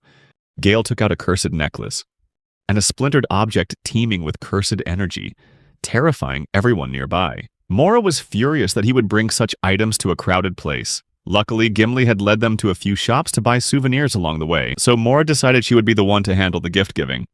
Under Gimli's guidance, they entered the guild and witnessed the diligence of the blacksmiths at work. The space was filled with large iron tools and forges. The heat was palpable to both Gale and Mora. There was no reception desk here. It felt more like an artisan's workshop than a guild. When she realized that Gale wasn't used to speaking loudly, Mora stepped forward and tried to talk to someone. But no one responded. Gimli explained that due to the high level of noise, they couldn't hear her. Mora demonstrated just how loud they needed to shout. She called out Sharina's name in a powerful voice. That startled Gale and Mora. The sound cut through the noisy space and caught everyone's attention. Suddenly, a large hammer flew toward them, but both of them managed to dodge it just in time. Sharina appeared, scolding Gimli for being so loud so early in the morning. Sharina was a dwarven girl with short hair and a somewhat stubborn attitude. Gale and Mora were surprised to learn she was the one they were here to see. Gimli blamed Sharina for not responding when they had called for her earlier.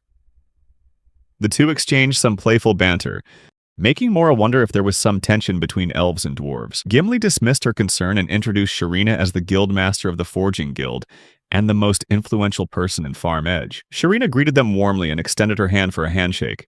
As Gale shook her hand, he noticed how large her hands were compared to her body, covered in small scars from her forging work, with thick arms and scorched skin.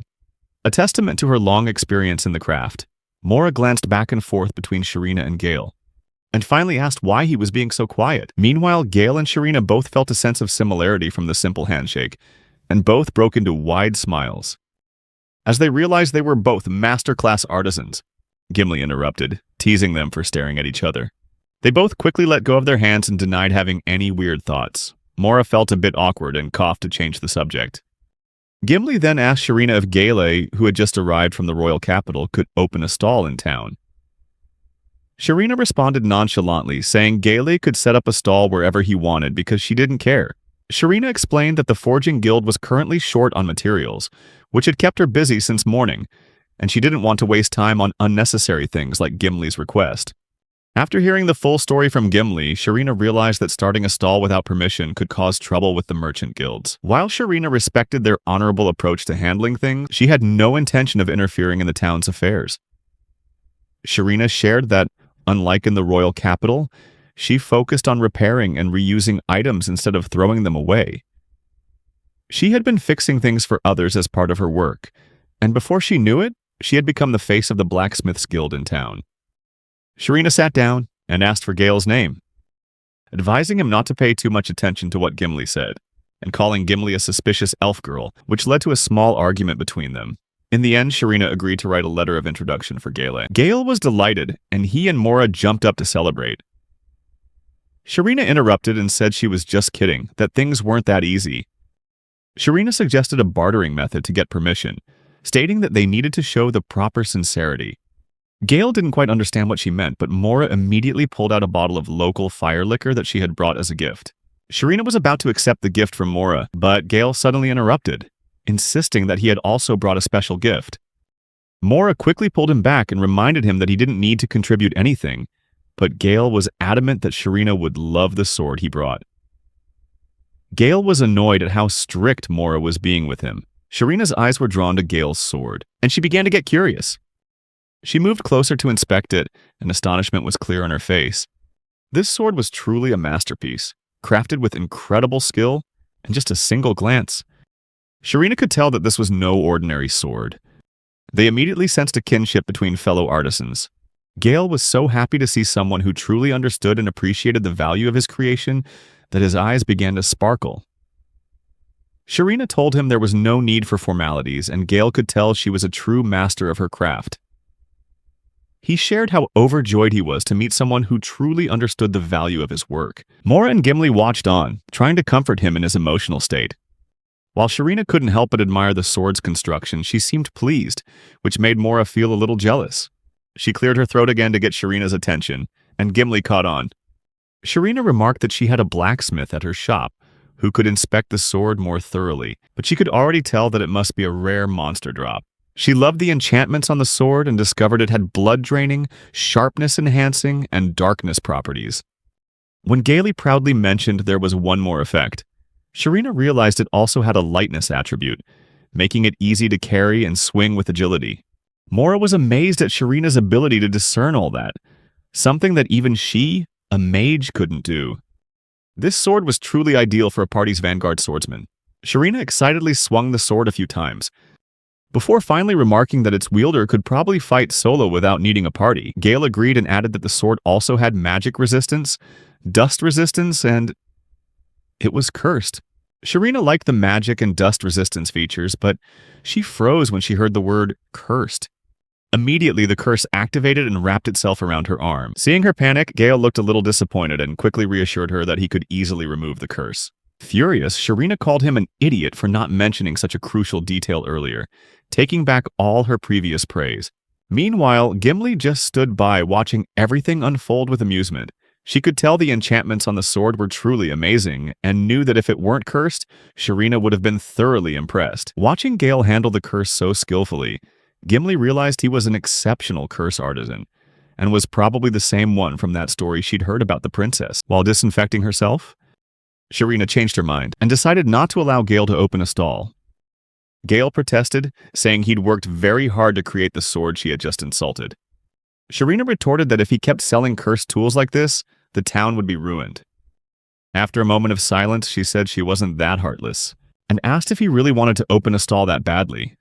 Gale bowed his head, asking for permission, partly urged on by Mora, and begged Sharina to let him open the stall. Mora also apologized on Gale's behalf, saying that while he could be eccentric, he had his good qualities. Mora got straight to the point and asked Sharina what she wanted in return. Sharina said she wouldn't ask for money from a newcomer, but she wanted them to do something for her instead. She explained that there was a mine called the Soul Mine in Farm Edge, and she needed someone to take on the mission of exterminating the monsters that had made a nest there. However, Sharina warned that this was no ordinary mission. Anyone who had ever set foot in the Soul Mine had gone missing, and to this day they still didn't know what had happened or what kind of monster was responsible. Mora and Gale never thought they would have to face such a difficult mission. Sharina looked at them with a scrutinizing gaze and asked if they were prepared to secure the Anunnaki mine. Meanwhile, in the Imperial capital, Carla was utterly shocked by the news from Vivian. She had thought the assassination attempt against her might have been the work of someone merely pretending to be from the Empire, but it turned out the Empire itself was behind it. Carla refused to believe it, but Vivian insisted the information was accurate, as she had tortured the assassins for their confession. The reason for the assassination was a succession dispute within the Empire. The Empire's first prince was the one who hired assassins to kill the princess. The first prince wanted to do this because the emperor was bedridden with illness, and a tense struggle for succession had broken out between the first prince, who was the son of a concubine, and the second prince, the son of the empress. Carla asked why she was involved in all of this, and Vivian explained that while she wasn't directly involved, they couldn't ignore the fact that Carla had been chosen as the fiancée of the Empire's second prince. Carla suddenly became despondent, as if she had forgotten all about it. She didn't want to be forced into a marriage like that, but her steward reminded her that this was a commitment between nations, something beyond her personal wishes. Needless to say, the eldest prince's faction wasn't happy about the second prince marrying Carla, as it would strengthen his position. In other words, the marriage between Carla and the second prince was nothing but an obstacle for the eldest prince. As things stood, there was nothing to stop it. The eldest prince, even if his actions were exposed, could still take advantage of the Empire's current turmoil. Since the Empire wasn't unified, two strategies would likely be used to deal with this situation. First, the second prince could use the assassination attempt as a pretext to move against the eldest prince, creating goodwill for the Empire. Additionally, there's a chance another assassin will be sent, according to the information Vivian got from the previous assassins. Vivian stated that if the kingdom kept insisting that the Empire was denying the incident and taking no action, it would only cause trouble for Carla unless she wanted to go to war with them. Carla grew tired after hearing about all these schemes, declared the engagement off, and looked at the ring Gale had given her. Back at Farm Edge, Gale, Mora, Gimli, and Sharina arrived at the Anunnaki mine. They quickly realized that none of them were skilled in combat, Gale reminded Sharina that she should have hired more party members for this quest. Sharina retorted that this was exactly why the quest had been sitting there for so long. No one would take it. Sharina explained that the quest was originally C rank, but since no one had completed it all this time, it had been raised to AAA rank. After their usual bickering, everyone calmed down and discussed how to approach the quest from here. Gale understood that if they didn't complete this quest, the difficulty would increase to S rank. They looked at the mine and felt a chill as a faint sound echoed out, at first thinking it might just be the wind. However, Gale sensed the presence of an extremely dangerous monster inside. Sharina immediately spoke up, calling them cowards and asking what they were so afraid of. She reminded them of the resolve of adventurers, while she would be acquiring more weapons from these mines since they couldn't be mined yet. The group looked back at the quest notice, remembering that no one who entered this mine had ever come back. On top of that, the reward for the quest wasn't much, only 10 gold coins. Sharina explained that since the quest previously had a low difficulty, the reward was also low. Mora reasoned that if the quest reward was low, it was understandable why no one wanted to take it. Gale added that they would have a hard time without a vanguard to lead the way. Mora reminded him he once defeated an entire army commanded by a sorcerer all by himself, but Gale replied that was because they were just undead. He wasn't sure he could defeat some unknown monster. Sharina, tired of the complaints, stepped forward and offered to be their vanguard. Mora and Gale were stunned by this proposal, but Sharina had no problem taking on the role even though they were concerned for her safety.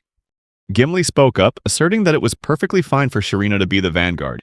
Meanwhile, Mora felt uneasy, knowing their party was completely unbalanced with a curse user, a support mage, and a blacksmith. However, she believed that Gale's creations would be useful.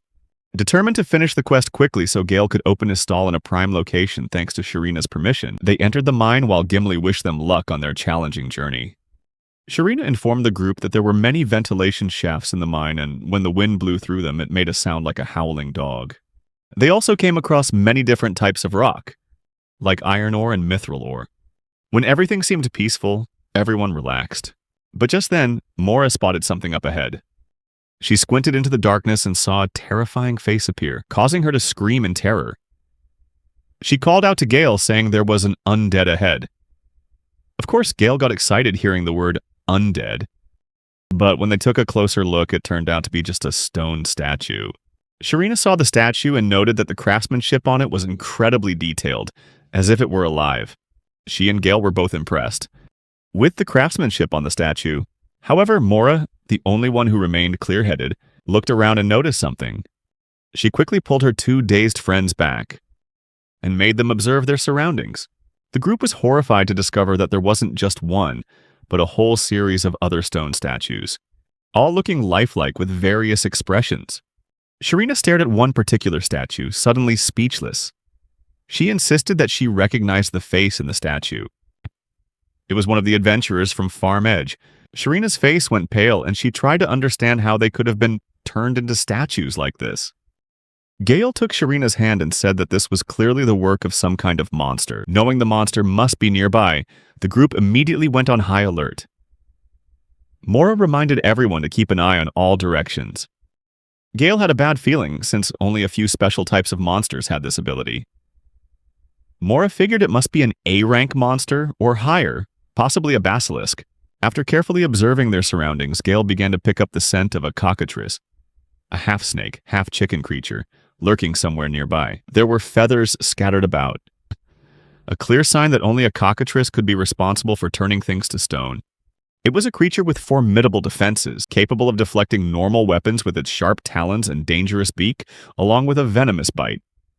But its most terrifying feature was its breath, which could petrify anything. Gale told Mora to move to the back with him, while he tried to come up with a plan. His curse could slow the enemy, which would be Sharina's cue to use her great hammer to unleash a barrage of blows, striking the cockatrice and sending the monster flying into the air. Both Mora and Gale were stunned to see this 5-hit mid-air combo. They asked Gale about the powerful darts he used, and he casually revealed that he had once used the Grim Reaper as crafting material for them. Mora grabbed him by the collar and scolded him, because what sane person just casually says, "Oh, the Grim Reaper?" He was annoying, so I turned him into darts. But then she realized the fight wasn't over, as they had only defeated the chicken part of the monster. Immediately, Mora cast a muscle enhancement spell on Shirina, getting her ready to fight the snake part of the creature as it prepared to lunge at them. Shirina jammed her hammer into the snake's mouth, then grabbed it by both its head and tail. "Now, let me show you the power of a first-class blacksmith," she said, and then brutally ripped the snake in half, finishing it off. And with that, the S-rank quest was complete. Mora wondered why this chicken was hanging around in a place like this. Gale calmly replied that it probably mistook the mine for a chicken coop. Just then, under Mora's foot, a piece of an eggshell cracked, and from the darkness, an army of chicks appeared. The flock of chicks erupted into a riot, and the three of them immediately started running for their lives. Thanks to Mora's enhancement magic, Shirina created a pile of chick corpses around them. But the problem remained because there were still far too many chicks, leaving Gale, Mora, and Shirina to face a relentless mob. Gale tried to figure out a way to deal with them, but the cursed tools he had relied on before were ineffective against these weak creatures. A sense of desperation began to set in, and the three of them grew more anxious. As the chicks grew more aggressive, Mora and Gale stood back, while Shirina tried to hold her ground and prevent the chicks from getting closer. Mora realized they needed to target the chicks and asked Gale if he had any useful items. Gale searched through his pile of cursed items, filtering out things that might help. He looked disappointed and said all he had left were items for interior decorating. If Gale himself said that, it could only mean they were boss-level items. Gale found a cursed headband, a shadow mask, and the wailing breath horn, and nonchalantly said the items were just for decoration, and their effects were negligible. After downplaying his own creations, he casually listed that they only tripled defense, doubled speed, granted fatigue resistance, and provided poison immunity. Both Mora and Shirina were shocked and annoyed by Gale's absurd cluelessness, probably wanting to call him a few choice words. Shirina, who had been holding the front line, immediately abandoned her post and rushed over to Gale. She declared that those very enhancements were exactly what they needed right now. Mora put up a defensive wall so Shirina could safely equip the items without danger. Gale reminded her that these items weren't meant for combat, so she shouldn't complain. Shirina took a closer look at the headband's design and almost gagged when she saw it was covered in tiny, dense holes, which reminded her of something terrifying. But she had to tell herself that design aesthetics were probably never Gale's strong suit. Shirina, fully aware of the urgent situation and understanding their need for increased attack power, put on the cursed headband to triple her defense and reduce fatigue, along with the shadow mask which improved her night vision and granted poison immunity. She felt a surge of power course through her as her fatigue vanished instantly. The only negative was that wearing these items made her look like an absolute clown. Gale handed her the final item, the wailing breath horn, with the ability to double her speed and quintuple her strength. Shirina's new set of gear was now complete, and she felt invincible. If Gimli were here, she would probably be laughing her head off. Meanwhile, Gale watched Shirina with the proud look of a father, as she felt the explosive power surging through her fingertips. The defensive wall behind Shirina cracked, and for a moment it seemed she wouldn't be able to dodge the attack in time. Surprisingly, not only did she dodge, but she also spun around, swinging her hammer with incredible force, taking down multiple chicks in a single blow. It all happened in a matter of seconds. Gale's eyes sparkled with admiration, while Mora wondered if this was even the same Shirina they knew. Shirina unleashed a new skill and named it Infinity Reversal, as she displayed her phenomenal power and began to laugh maniacally. Mora worriedly asked Gale if there was any danger from the cursed tools, but he explained it was just a combination of normal effects and a new, more powerful effect born from the interaction between the different cursed artifacts. Shirina had reached a state of absolute euphoria and delivered the finishing blow to the last chick. After the battle was over, she threw off the items, calling them junk with a look of disgust. Her fatigue and stress had been accumulating, even though the cursed items created an illusion of strength. Like a karmic backlash, the moment the items were removed, she was instantly overwhelmed by exhaustion and collapsed to the ground, unable to move. It was a reminder to everyone that without Gale's cursed tools, no matter how ugly they were nothing. Mora checked on Shirina and realized that the damage she had taken during the fight was now ravaging her body. Gale suggested they should rest as the pain would lessen over time. Shirina lay motionless on the ground like a corpse, while Mora and Gale praised her for fighting bravely. Mora was also exhausted and needed to rest. After a moment, Shirina announced that the quest Defend the Inunaki Mines, with a AA difficulty rating, was finally complete. They celebrated their victory together, laughing cheerfully. Mora expressed regret for venturing into such a dangerous place without knowing about the cockatrice nest. Gaile and Sharina felt the same, wishing they had stayed away from this place from the start. But it seemed that whenever they thought they had completed their mission and began to celebrate, fate had a way of throwing new troubles at them. Suddenly, Gale felt uneasy about the situation. The phrase cockatrice nest was like a warning bell. It was the same feeling he'd had when he discovered the hatched eggs. He suddenly realized that there was still another cockatrice nearby. Unfortunately, another cockatrice appeared right in front of them, larger and more aggressive. They realized this was the male, and the one they had killed earlier was just the female. The male attacked immediately, forcing them to dodge in an instant. Now they understood why this mine had given previous adventurers so much trouble. Sharina noticed that this male had even more snakes attached to its body. The monster was so enraged that it threw a cow at them. Perhaps one it had brought back for its chicks, which were now dead thanks to the trio. Sharina quickly raised her hammer and skillfully blocked the incoming boulder. She encouraged the other two to hold on a little longer, reminding them that she was just as tired as they were. The male was furious because its family was dead. But Sharina had her own reason to be angry. She declared that this mine was the territory of the Blacksmiths Guild, and no chicken would be allowed to run wild in here. Since the cockatrice dared to trespass on their territory, it would have to face Sharina's wrath first. She charged towards the cockatrice, but Gale noticed a strange mist coming from the monster's mouth. He quickly chased after her and pulled her back just in time, stopping her from entering the mist range. He said that he had only ever heard rumors about this petrification breath until today. The cockatrice was still raging, spewing out continuous clouds of mist. Gale explained that anything that touched the mist would turn to stone. This was the weapon that had defeated all the other adventurers. Gale and Sharina were doing their best to distract the enemy, while Mora struggled to analyze the mist. She realized its range was short and the speed of its spray was slow. She tried to find an escape route, but the entire area was sealed off by the petrifying mist. Before she could think of a plan, she was horrified to see Gale and Sharina rushing towards her at full speed. Mora screamed in fear, telling them not to come any closer, but it was clear Gale and Sharina had no other choice. Just then, one of the cockatrice's snakes attacked them, and they ducked just in time, causing the snake to smash into the stone wall behind them, shattering it to pieces. Once again, a feeling of despair washed over them, as they realized there was no stone wall left for defense, and Sharina's hammer was also gone. They had nothing to shield themselves from the next petrifying breath. Just then, Sharina spoke up, saying that if they needed a shield, she would become one for them. They tried to stop her, but the cockatrice was about to attack again, and there was no time to think. Sharina quickly stood between them and the cockatrice, spreading her arms wide, telling them to stay in her shadow. When Mora started crying, Sharina reminded her that she was the front line, and that it was her duty to protect them. The cockatrice unleashed its petrifying breath and a mist enveloped Sharina's body, causing her to begin petrifying. Sharina's final words were that no matter how strange Gale was, she could never bring herself to hate him.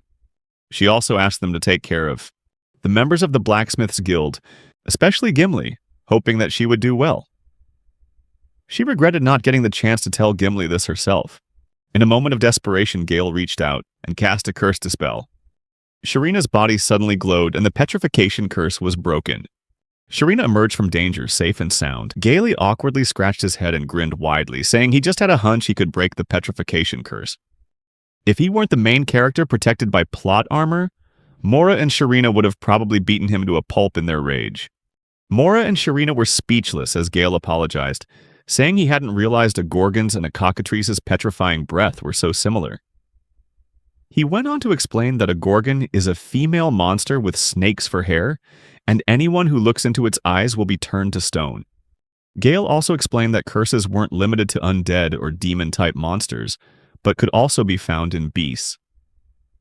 He was excited by this discovery, finding it fascinating that petrification could be caused by a type of venom. Sharina, with a hint of sarcasm, pointed a finger at the cockatrice, which was panting from exhaustion and shaking its head. This meant that the petrification attack had drained its stamina as well. Mora realized that if Gale could nullify the petrifying breath, they had nothing to fear. She immediately decided they needed to counterattack before the beast could recover. Mora sensed she had enough energy for a buffing spell and decided to strengthen Sharina. They came up with a plan. Sharina would pin down the serpent body while Gale would deliver the finishing blow to the cockatrice's head with his ridiculously powerful cursed weapon. Without a moment's hesitation, they charged forward with resolve. The snakes instantly lunged at them. But Sharina parried the snake's attacks with nothing but her fists, and quickly recoiled, using the momentum from her strike to knock both snakes down. The opening came as the cockatrice prepared to strike, and Gale swiftly moved in, bypassing the snakes. Sharina yelled for him to give it everything he had, and Gale took that literally. He decided to put the cockatrice to sleep for good by using every single cursed tool he had. Gale rattled off a list of all the random curses he was about to unleash on the beast, hoping at least one of them would work. The cursed items he was about to deploy had various deadly effects, including potent toxins. He excitedly dubbed the attack with a long-winded name like Ultimate Close Quarters Multi-Curse Assault, creating a shower of curses that enveloped the monster. The cockatrice tried to fight back, but was pinned down by the cursed items from multiple angles. Sharina asked if Gale had really used everything, and he nodded proudly, saying he didn't know which would work on a boss-level monster, so he used them all. Mora grew worried when she heard him say that, and just then, all the curses began to activate simultaneously. She called him an idiot for doing something so reckless, knowing that if all his cursed tools activated at once, it could be catastrophic. He just laughed and told her she was overreacting. But then the items began to glow brighter than ever. Without warning, a massive explosion erupted, sending all three of them flying. The important thing was that the cockatrice had been obliterated. But as the dust settled, Sharina was the first to her feet. Mora was annoyed at being covered in mud, while Gale was lying face down on the ground in a comical pose. They were about to scold him for his carelessness, but then they realized the nightmare wasn't over. The entire area began to tremble, and soon, rocks started to fall from above. The three of them scrambled to escape. Model, as large boulders came crashing down. They tried to run back the way they came, rushing past the petrified adventurers. But tragically, there was no time to stop and help them. They kept running until they finally made it out of the mine. Gale and Mora breathed a sigh of relief, just glad to be alive, but Sharina was furious and decked each of them with a punch. The irony was that she was the one who gave this mission to two non-combat newbies in the first place, and now she was raging at them. She was just like the old members of Gale's former party. Sharina berated them for blowing up the entire mine when their mission was simply to slay the monster. Gale innocently asked if their actions counted as an accomplishment, but Sharina was quick to shut him down. Mora argued that they had completed the mission, so they deserved a reward. This only made Sharina even angrier, and she declared that she was the one who needed compensation for the damages to the Blacksmith Guild's mine. Gale was only concerned with getting a spot to open his stall, and he reminded Sharina she'd promised to pull some strings for him. Mora chimed in, stressing that they had risked their lives for this mission and deserved to be rewarded. Sharina shot back, arguing that she was the one who had risked the most, and refused to introduce them to the other members.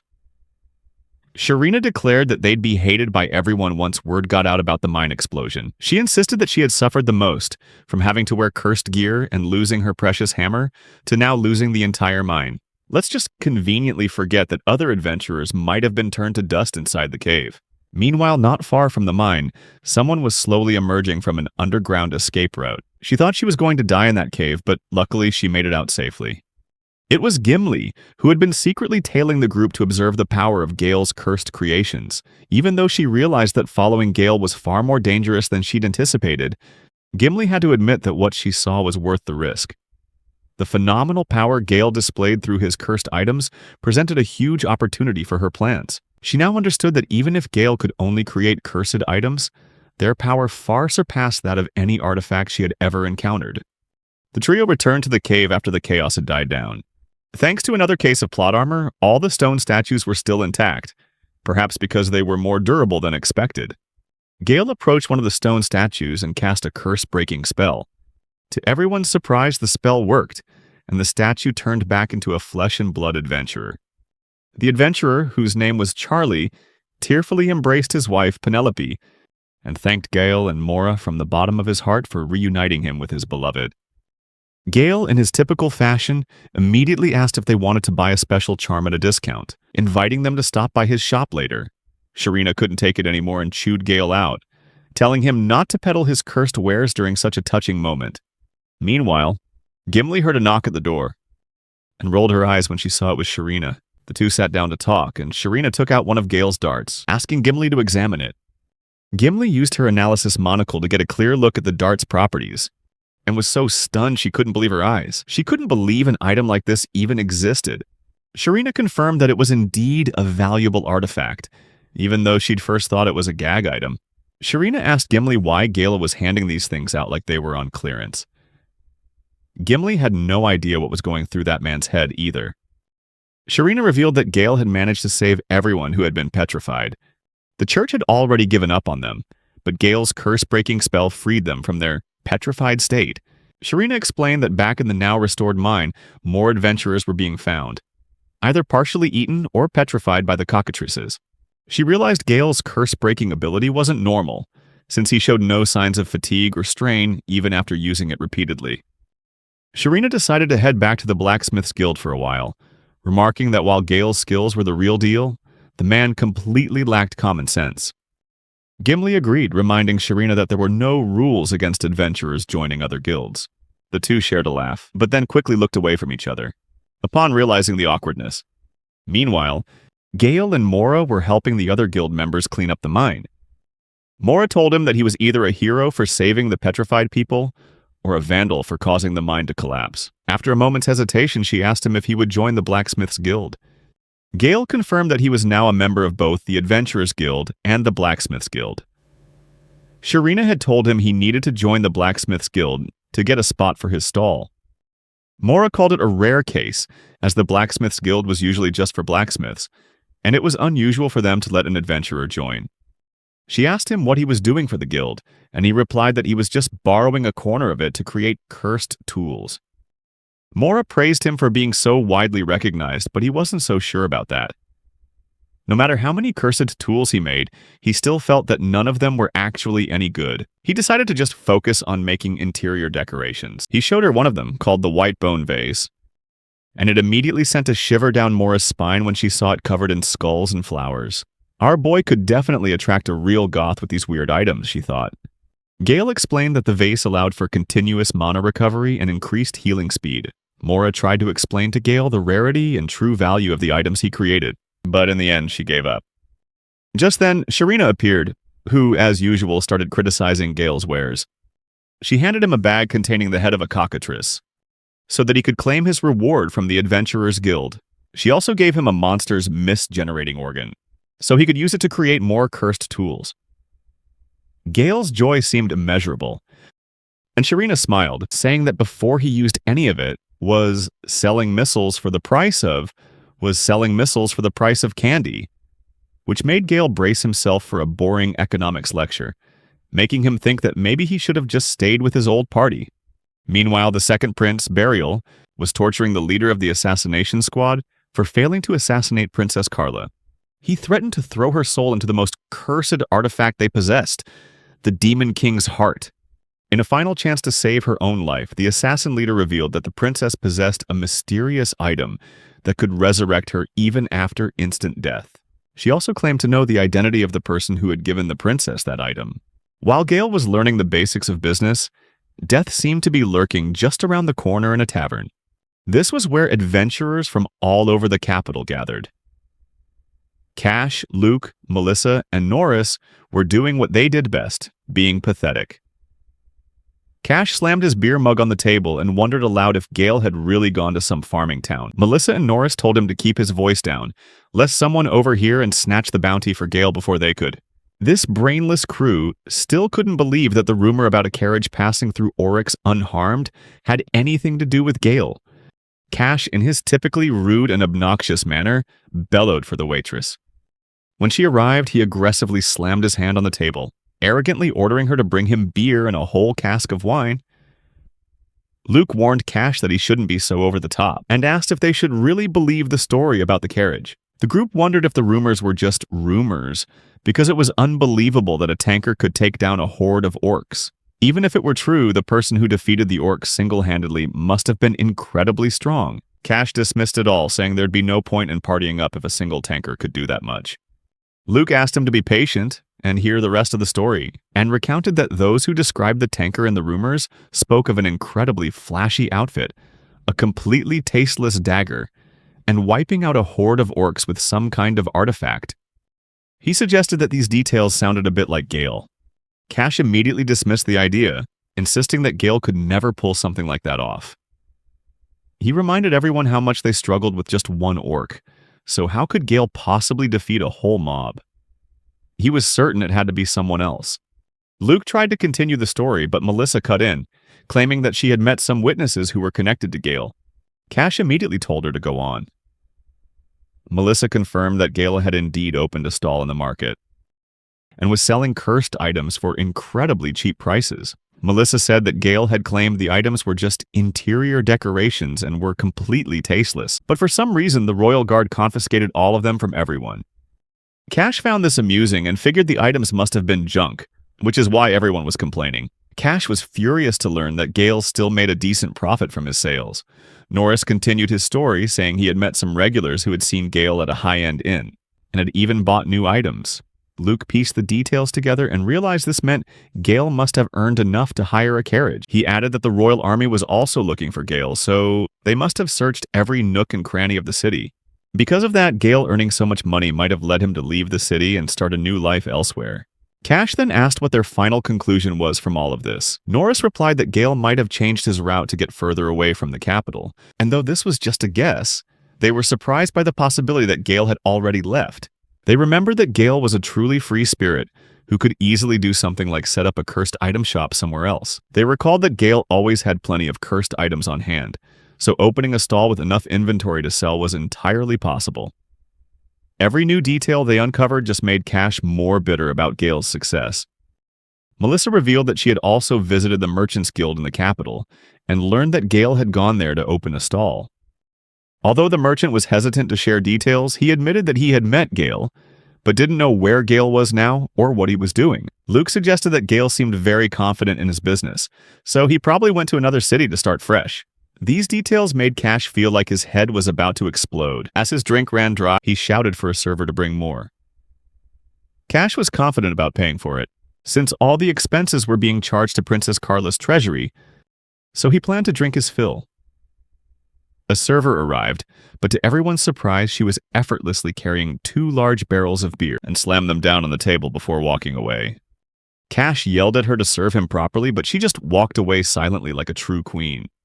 Turns out the server was an assassin named Liznette. She took off her wig and pouted as her comrades praised her for putting up with Cash.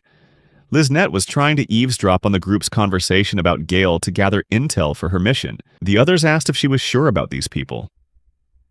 Liznette replied that she had heard about a group called the Wolf Pack, who had a terrible attitude, and connections to both the princess and the creator of the cursed items.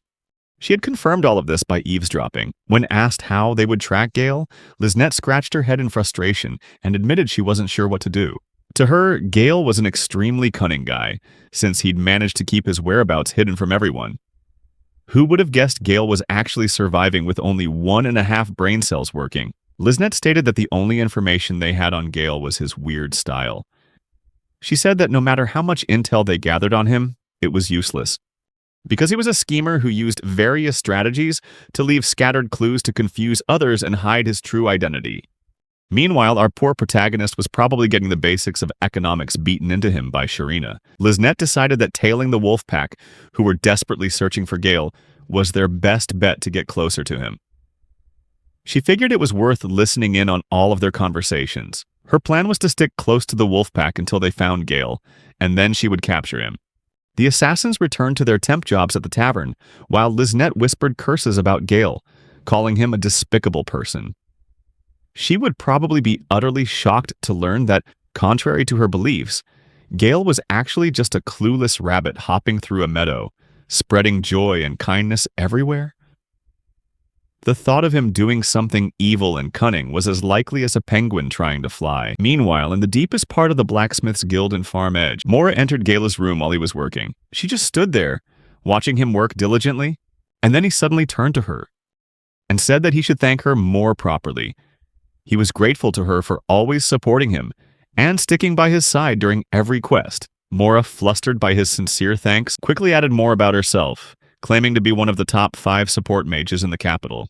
Sharina walked in and saw that Gale had just finished a cursed item. This time, it looked truly impressive. even though Gale himself thought the opposite. She asked how to use the cursed tool, and Gale explained that you just had to turn the knob on it, and a petrification beam would instantly shoot out. To demonstrate, Gale tested it by firing the petrification beam right over Sharina's head, which nearly made her faint from fear. He wasn't sure if the item would be popular, but Sharina explained that the petrification gun was actually designed to meet the needs of the people in Farm Edge. Somehow, Sharina pulled a whiteboard out of nowhere, and had Gale recalled that the surrounding area was mostly grasslands, mountains, and forests, making it difficult for them to acquire stone. After an hour-long lecture about supply and demand, she proposed that it would be convenient to have a machine that could produce venom to deal with insects and other pests.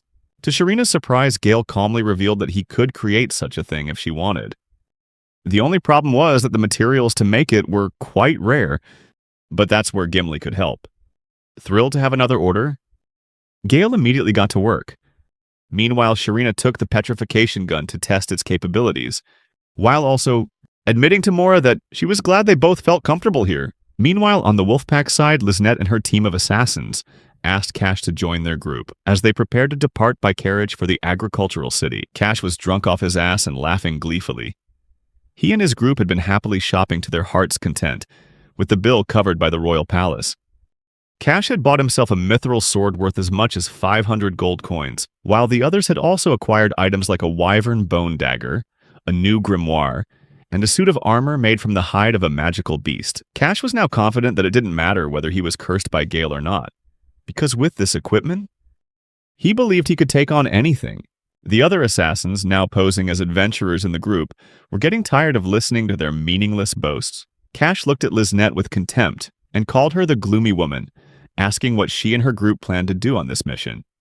Liznette forced a smile, explaining that her role was to provide rear support for the S-rank party, the Wolfpack, by providing buffs and debuffs. She added that she and her comrades would be in charge of carrying the equipment and supplies. Cash burst out laughing and declared that he hired them for that exact purpose and that they'd better follow his orders. Cash pitied them for having to bring them along to the agricultural city and expected their undying gratitude. Liznette forced a smile while seething with rage, harboring the intent to kill Cash the moment the mission was over. Everything, from the lavish food and drinks to other supplies, was put on Princess Carla's tab, so Cash simply enjoyed himself to the fullest. Liznette reminded Cash of his second mission to escort the caravan to Farm Edge Village and advised everyone not to drink too much until they arrived. Proper and Stupid might as well have been Cash's middle names, as he immediately told Liznette to shut up and mocked her gloomy face, which he claimed was ruining the taste of his booze. Liznette's anger only grew with Cash's taunts, but there was little she could do since they had to rely on him for the time being. She was annoyed by the fact that assassins were often short on cash because they had to spend a lot traveling to distant places and gathering information for the court. The other assassins were also irritated that Cash had no intention of sharing any food with them. Just then, the driver blew a warning whistle, alerting everyone to danger. Liznette and the other assassins in the carriage immediately understood the signal and quickly stepped outside to assess the situation. The driver warned everyone about monsters appearing around them, and they all quickly got into position to defend the caravan. Although they could sense the monsters, they couldn't yet see where they were. Suddenly, the ground in the forest began to shake as the sound of rushing monsters surrounded the area. An alliance of various monsters had ambushed the caravan. The mercenaries told everyone to remain calm and put their trust in the escort team. But the number of monsters was overwhelming, and they quickly crushed one of the wagons like a leaf. The monsters drew ever closer. And the worst news was that leading this monster alliance was a behemoth, a bull-like monster with massive horns, immense power, and magical abilities. This monster was feared by many, as it was an S-rank monster that never appeared on common roads. While the assassins were wondering what to do next, Liznette reminded everyone that they specialized in dealing with humans, not monsters. The mercenaries were being taken down by the monsters one by one, including the mighty behemoths. The Monster Alliance also included other formidable foes like B-rank or higher dire wolves, and a giant boar. The assassins started thinking about escaping, but grew even more desperate when they saw this useless bunch of S-rankers still drunk in the middle of the day. Completely oblivious to the situation, Liznette was informed that there had been an S-rank mission to defeat these monsters. But when an S-rank party took it, they fled before completing it. She felt angry hearing about the existence of such idiotic S-rankers, but then quickly realized that those brainless S-rankers were none other than the wolf pack. Liznet wondered if these guys were even capable of taking down a behemoth. Deciding to speak up to Cash and his crew to urge them to fight, she was met with a scornful look from Cashwick, who called her a weird woman and ignored what she said. This made Liznet so furious that her teammates had to hold her back to keep her from killing Cash on the spot. Hopefully the author doesn't intend to keep this useless S-rank group alive. Otherwise, we'll have to see them in every chapter. Meanwhile, Luke and Norris heard a noise outside and called for the carriage driver, but no one answered. Just then, the giant behemoth let out a deafening roar, causing the entire group to freeze in fear, a shiver running down their spines. Liznet quickly realized that the recent orc attack was probably because they had been driven out of their territory by this terrifying behemoth. She could easily tell this behemoth was a dominant, aggressive, and overwhelming predator. The beast looked each of them straight in the eye, as if giving them a preview of the death that awaited. Cash could only tremble, collapsing to the ground, unable to move out of sheer terror. The behemoth rammed the carriage, shattering it with a single headbutt, and the whole group was sent flying, scattering in all directions like marbles played with by a child. The assassins managed to land safely while Cash and the others crashed to the ground in a ridiculous pose, butts in the air. Liznet told the Wolfpack to prove their S-rank status and take the offensive. The behemoth roared thunderously, creating so much pressure that the very air around it seemed to crack, causing everyone to freeze in terror. Liznet reminded them that defeating the behemoth was their mission from the start. Cash and his group were surprised that she knew this, but out of pride they decided to stand tall before the behemoth to show off their S-rank confidence. The surrounding passengers cheered for the Wolfpack, and even Liznet started to feel a glimmer of hope, as if a heroic soundtrack was beginning to play. Her eyes lit up, eager to witness the true power of an S-rank party. However, when the behemoth charged at an incredible speed, it effortlessly took down the entire Wolfpack in a single blow, crushing all hope. What was worse, right after that, the Wolfpack scattered and fled from the battlefield. Liznet couldn't allow herself to fail here, because every failure was a death sentence for her. As an image of burial with a sinister smile flashed in her mind, the other assassins were already prepared for both an attack and a retreat. So now they had to bear the responsibility left by the cowardly Wolfpack members who had fled. Bravely standing before the high-level monsters, Liznet decided to lure the behemoth. Even as a seasoned assassin, her initial ambush strategy failed, as the behemoth quickly detected her and countered, forcing her to change tactics. Deciding to confront it head-on, Liznet used Melissa's wyvern knife, a deadly weapon. She threw a normal knife as a distraction, but Behemoth immediately blocked it. Taking advantage of the moment the monster lost her trail, she rushed in with the wyvern knife, aiming straight for its weak spots. Although her first strike was repelled, Liznet quickly dodged Behemoth's stomp and aimed for its eye, its weak point.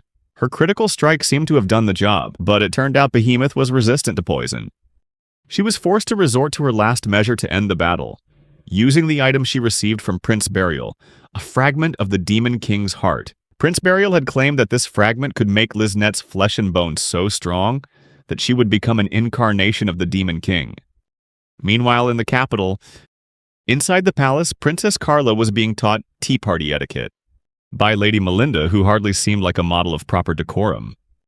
Later, Carla sat in her room, watching a bird perched on a tree outside her window, and wondered if the curse maker, Gale, could remove the curse that imprisoned her, allowing her to live a free life. She looked out at the vast sky, feeling trapped in her own life. She then called Vivian in and asked about the Demon King's heart. Vivian explained that it was a kind of legend or folktale that had been passed down through generations. Carla thought it was just a fairy tale, but Vivian said there was a high probability that it was real, and that the Demon King's heart was considered a cursed item and the most feared of all things that exist in this world. Back to the battle between Liznet and Behemoth. Liznet had completely lost hope and was ready to be devoured. Just then, one of her comrades threw a stun grenade, causing Behemoth to loosen its grip and release Liznet. She quickly put on the cursed bracelet, which contained the power of the Demon King, and placed her hand on the beast's tail, ripping it apart with her bare hands. Behemoth charged toward her comrades, but Liznet intercepted it by grabbing its horns. This power allowed her to turn the tide of battle, but at the same time, it drained her of her life force. In that moment, Liznet looked like a completely different person, with her eyes turning a deep crimson. She lifted Behemoth into the air and smashed it back down onto the ground. The other monsters watched in terror as they saw their leader being cornered. She let out a laugh of overwhelming power, sending the terrified monsters fleeing. However, Liznet's comrades couldn't help but think that she was the one who looked more like a monster now. Suddenly, she started coughing up blood, and the assassins rushed to her aid. One of them arrived just in time. With a curse-breaking charm from the church to help free Liznet from the curse, they quickly placed the charm on the cursed bracelet, slowly removing it from Liznet's arm.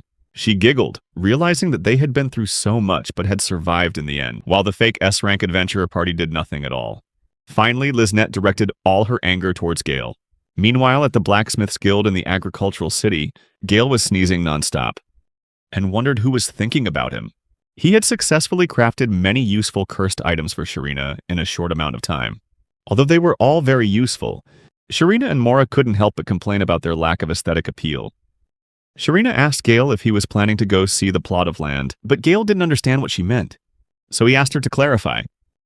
Sharina explained that there was a perfect plot of land on a street just 1 block away from the central fair. Gale was excited, thinking it would become his shop, while Sharina remarked that it was a perfect fit for what he wanted in a pawn shop. She added that the shop was originally an empty store used by an alchemist to sell tools. Additionally, Sharina mentioned that with the money they earned from the cursed tools they sold, they could easily afford the deposit. Mora happily told Gale that it was the perfect location. Sharina added that once they cleaned and reorganized it, the space would become the best Gale shop ever. However, Sharina had many other plans for the shop. She planned to issue a notice allowing Gale to freely use the guild's forge and other facilities, ensuring he had everything he needed for his work. If only there were such amazing and kind shop managers like this in the real world. How great would that be? Elsewhere, a caravan of weavers had been traveling for 10 days, pushing forward despite a recent behemoth attack. The caravan consisted of many cargo wagons heading towards the agricultural city. Unfortunately, half of the wagons were damaged in the attack. On the bright side, they were rescued by a patrol along the road, allowing them to continue their journey to the agricultural city. However, the story had an interesting twist. It was said that Cash and his mischievous group had stopped the monster force led by the behemoth. Cash was extremely excited, basking in the stories of his bravery and feats, feeling like a king being fed grapes by a handmaiden. And of course, he loved being praised by the mercenaries, which made him feel truly special. His entire team was just as excited, thinking they would receive many rewards for their efforts. The members quickly chimed in, asserting that they had also worked hard and deserved praise. Well, who doesn't love a reward? However, Liznet was being sarcastic. She pretended to praise the other members, but in reality, she couldn't stand them. Liznet said she truly acknowledged their efforts, but in her heart, she couldn't forget that she hadn't received any help from them, which annoyed her even more. Liznet's sarcastic remarks revealed the tension within the group.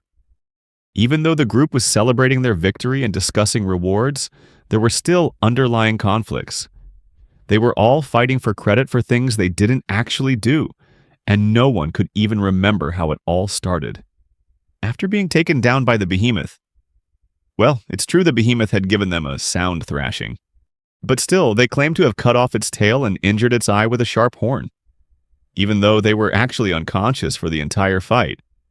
It seems someone was on a delusional roller coaster ride. Even though everyone saw the blood on Melissa's knife, which she used to gouge out the behemoth's eye, Cash still insisted that the cut on the tail was caused by his mithril greatsword. He declared in front of everyone that he could feel the power to cut through anything with ease using that sword. However, only a few people actually witnessed what happened. The assassins were still unharmed because other people got hurt during the ambush. Liznet just sat there silently, watching them all argue over such trivial matters like a bunch of 5-year-olds. She even pointed out that there wasn't a single drop of blood on Cash's mithril greatsword. Liznet recalled that the members of Wolfpack had woken up after everything was already over, with no monsters in sight as the caravan continued to move forward. They had discovered an eyeball lying on the ground, and near it was Melissa's knife and the behemoth's horn. Cash tried to understand what had happened, and quickly concluded that it was the assassins who had pushed back the behemoth, while they just stood and watched. Liznet, the one who actually took down the monster, refused to take credit, saying it would only hinder their mission. She believed that assassins shouldn't stand out, as it could bring them danger. Upon arriving in the agricultural city of Farm Edge, the passengers thanked the Wolfpack for helping to escort them safely. And so the Wolfpack was celebrated as saviors, the ace adventurers everyone admired. But wait, what about the assassins? They sat in the shadows, feeling left out of the glory party. In reality, they were the ones who actually did the dirty work of taking out the behemoth. Talk about a thankless job, like bringing snacks to movie night that no one even notices. Let's give a round of applause for our unsung heroes. Cash stepped up and planned what was next. They decided to rest, relax, and maybe get into a little mischief. But before they could get comfortable, Liznette noticed their shenanigans and suggested heading to the Adventurers Guild to trade the behemoth parts for cash. Luke agreed, thinking it was a good idea, especially since some shady characters might try to swipe the loot if they weren't careful. This is where things get interesting. Cash noticed something strange about this town. The lampposts were decorated with skeletons, definitely not your typical decor. Norris and Luke agreed, but strangely, no one else seemed to notice. Norris suggested that this could be the work of Gale and his cursed tools. At first, Luke and Melissa were skeptical, but then the idea suddenly hit them like a ton of bricks. Gale must have been busy creating these bizarre things all by himself.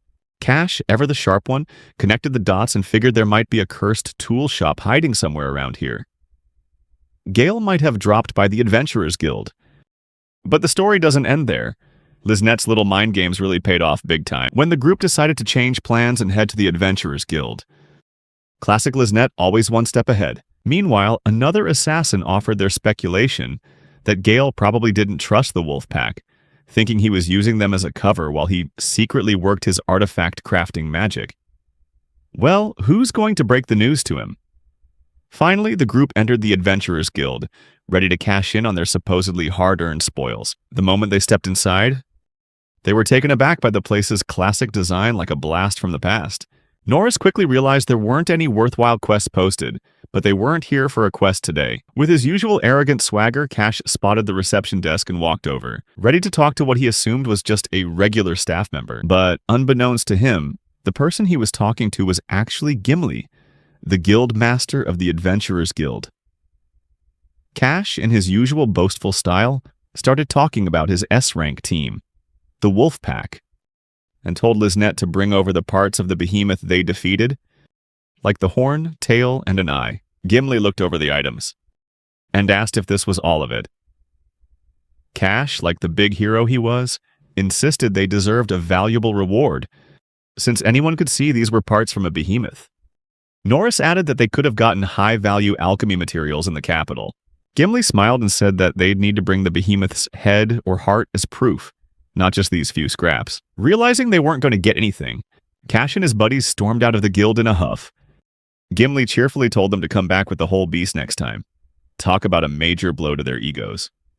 As they left, Gimli suddenly asked Liznette which group she belonged to, implying that she already knew the truth. Liznette and her team, the ones who had actually taken down the behemoth, quickly realized that Gimli was a top-tier expert in their line of work, and decided they needed to get out of town, fast. Meanwhile, at Gale's soon-to-be-opened Cursed Goods shop, things were progressing well. Gale had finished the decorations, and Sharina, his right-hand woman, gave her honest opinion, remarking that the shop seemed bland, but it suits your personality. The shop was decorated with large fangs and bones, looking like an ancient cave. Sharina reassured Gale that he could still take on quests from the guild, and she would help him manage the store. Just as they were about to celebrate a job well done, Mora showed up, impressed with the shop and offering to help with preparations. Gale, grateful, promised to visit the Blacksmith's Guild often. He wanted to run the shop, but he also wanted to continue being an adventurer. However, he didn't have enough money to hire a manager. So Mora suggested they take turns. Gale, oblivious as ever, didn't pick up on Mora's subtle confession, instead focusing on his cursed items. As night fell, Gale heard the shop's bell ring. Oh no, here comes trouble. Cash and the Wolfpack party stormed into Gale's shop, accusing him of making them suffer with his curses and demanding he remove them immediately. Gale was surprised and confused when he realized they were talking about the enchantments he had placed on their gear. He was completely taken aback by the accusations, as he had gone through a lot of trouble to maintain those charms. Outside, Liznette and her group of assassins watched in secret, finding the situation hilarious and seeing it as an opportunity to gauge Gale's true strength. Inside, Cash and his cronies were getting more aggressive. Gale remembered the hardships he had endured because of them, and a sense of outrage boiled up as he recalled them calling him useless and kicking him out, only for them to now blame him for their troubles. Cash was furious, convinced that Gale had cursed him and his teammates. He didn't believe Gale when he denied placing any curses on them. Cash grew even angrier and confessed that he had intentionally destroyed Gale's cursing tools out of spite, even smashing a precious item, a mummified corpse. Clearly, Cash needs some anger management classes, stat. Melissa asked why Gale's creepy item was so important. Gale became even more enraged, and Luke decided to stir up trouble by throwing a knife at the cursing tools, shattering the display shelf. Norris added to the chaos by casting a fire spell, causing Gale to beg them to stop before they burned the whole shop down. Cash grabbed Gale by the collar, demanding he remove the curse. Gale insisted that their stats were back to normal, and there were no curses whatsoever, but Cash refused to believe him, adamant that there was no way they could be that weak. Enraged, Cash declared the only way to break the curse was to kill Gale. Talk about an overreaction. Gale, now absolutely livid, punched Cash straight in the face. Boom! Cash went flying out of the shop. Gale was surprised by his own strength, but hey, in a small space, a punch connects fast. Outside, Liznette and her assassins saw Cash get thrown out. Gale wasn't just defending himself, he was defending the kind people who had welcomed him in Farm Edge. He declared he would settle things outside. A 1 versus 4 battle began. Gale versus the Wolfpack. Liznette and her assassins had their own plans to kidnap Gale, but for now, they just watched. Finding that things were going just as they'd hoped, she thought to herself that the Wolfpack were truly useful idiots. Cash, Melissa, and Norris prepared to fight Gale for real. They bragged about spending a lot of money on power-up items. Cash pulled out strength potions, and the whole group drank them, glowing just like in a video game. Their stats shot up, ready to face Gale. Gale was surprised to see the high-grade enhancement items the Wolfpack was using, which even displayed their boosted stats. Cash proudly boasted about their enhancement items, saying Gale could never get his hands on anything this top tier. He declared that the group was back to their original strength, even though they had never been this strong before. Without listening to Gale's explanation, they charged in with their signature Wolfpack tactic. Norris claimed Gale wouldn't understand the tactic, since he was never allowed to participate in it before. In reality, their tactic was very simple. Surround a target and attack from all sides. Gale remembered this ridiculous tactic from his time with the group. Cash was the main attacker, so Gale focused on him, but Melissa struck first. Gale dodged it thanks to his quick reflexes. But she was much stronger thanks to the enhancement potion. Next came Luke with his poison-coated knives. Gale rolled away to dodge, and Luke threatened to run him through next time. Gale knew Luke was dangerous with his poisoned daggers. Cash then charged in, but Gale dodged again. Cash was stunned to realize Gale could predict his movements. However, Gale's biggest concern was Norris's fire magic. Even if he dodged it, the town could be set ablaze. Cash, Melissa, and Luke cut off all of Gale's escape routes, determined to trap him. But to their surprise, Gale already had a plan. He pulled out some scrolls, curse tools. Gale wasn't just dodging, he was luring the Wolfpack into a trap. He knew they had used enhancement items, so he needed to weaken them with curse tools. Gale challenged them to take a hit from these tools. He used the scrolls at the perfect moment, when everyone was within range. The tables had turned. Gale may have been outnumbered, but he still had some special curse tricks up his sleeve. He took out his special curse tool, called the Curse of Sorrow. The moment the Curse of Sorrow activated, Cash and his group immediately felt its effects. Gale explained that the tool was crafted from the ashes of a wrongfully executed prisoner, containing a lifetime of resentment and suffering. Gale recalled the first time he discovered this cursed energy while exploring some ancient ruins. There, he had found a restless spirit trapped within a wall filled with rage and sorrow. Gale had felt pity for the spirit, so he used a curse-breaking spell to set it free. The spirit had been incredibly grateful, even shedding tears of relief before fading away peacefully. This experience had inspired Gale to create that curse tool. Back in the battle, Gale knew the Curse of Sorrow might not be as powerful as the Wolfpack's buffs, but it could at least slow them down. And just as he predicted, it worked. Cash and his cronies immediately felt their bodies grow heavy, significantly weakened despite their enhancement potions. Cash tried to shrug it off, saying Gale's curse tool wouldn't do a thing. But Gale had a plan. He started to run, luring the Wolfpack out of town to avoid harming civilians. Gale headed for the underground cemetery, thinking the terrain there would give him an advantage. Looking back, Gale saw 4 dark figures still chasing him. Back at the shop, Cash and his group were still trapped by the effects of the cursed tool. Cash's group was astonished by the power of the curses Gale had created, which far exceeded what they had imagined. Before Gale started running, Liznette had realized that he was the true creator of the artifacts. She grew curious about how many artifacts Gale might possess. The other assassins asked Liznette what to do next, as the villagers were starting to notice the commotion. Hearing the footsteps of the guards, Liznette felt a strange pressure, suspecting it might be the influence of the Demon King's heart. Realizing the situation was risky, she ordered an immediate retreat as she herself was feeling the effects of Gale's cursed tool. The tool's area of effect was larger than she had anticipated, and its power overwhelmed Liznette. Growing weaker by the second, Liznette decided to pull back. While the assassins were shocked at the terrifying power of Gale's curse, far surpassing all of their preparations. Trying to escape the dark aura of the cursed tool, Liznette noticed Gale running into the distance. She wondered why he would run after weakening them so much. Knowing there wasn't much time, Liznette ordered her group to pursue Gale. They were worried about Gale's masterful use of the cursed artifact, seeing him as a dangerous and cunning opponent. As Gale ran toward the outskirts, Liznette thought he was a fool for choosing the cemetery, a place where an assassin like her could use the shadows to her advantage. But the chase took an unexpected turn. As the assassins began to grow exhausted, struggling to keep up, they thought Gale was using a speed-enhancing potion, but then realized they were the ones being affected by his curse. Desperate to catch him, Liznette ordered her team to capture or kill Gale at all costs. Too focused on their mission, they failed to notice the ominous signs around them. As they rushed forward in their fervor, they accidentally awakened the legendary Behemoth, a terrifying and colossal S-class monster, looming like a dark cloud over the town of Farm Edge. You know the situation is tense when you see the locals hastily locking their doors and hiding under their beds. Meanwhile, Cash and his companions were trapped, as helpless as turtles on their backs, thanks to Gale's cursed tool. Mora appeared, drawn by the commotion and ready for a fight. Cash recognized her instantly and couldn't believe Mora was in Farm Edge. The whole group was struck by her beauty but couldn't hide their annoyance. Cash recalled the incident of Gale's exile and thought of what they considered Mora's betrayal, prompting Norris to quickly jump in and draw a ridiculous conclusion. Norris confidently claimed that Mora and Gale had been plotting together all along and was proud of himself for uncovering this secret. But Mora just shook her head at his stupidity. She tried to explain, but no one would listen.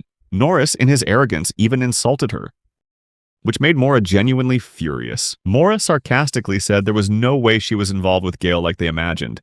Cash demanded she explain why she was here. But seeing no point in telling the truth, Mora decided to taunt them by agreeing with their ridiculous assumptions.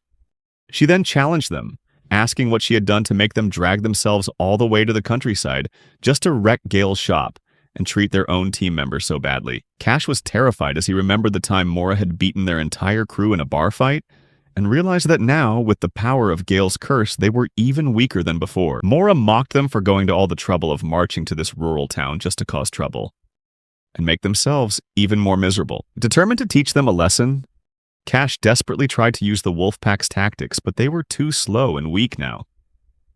Mora easily blocked Cash's attack and mocked him for attempting his pathetic Blade Rain move. Then she showed him what a real Blade Rain looked like, pummeling Cash with her bare hands until he passed out. Melissa tried to sneak attack Mora from behind, but she quickly countered, punching Melissa so hard in the face that her nose started bleeding like a broken faucet. This was truly a one-sided beatdown. Mora wasn't one to back down from a challenge, but she also didn't want to fight with the weight of Gale's curse holding her opponents down, which made it feel like playing tag with 4 children. She was practically dancing circles around them. But wait, Luke and Norris weren't giving up yet. The poor things were trying to talk tough, threatening Mora with their knives and little magic tricks. It was like watching puppies bark at a full-grown wolf.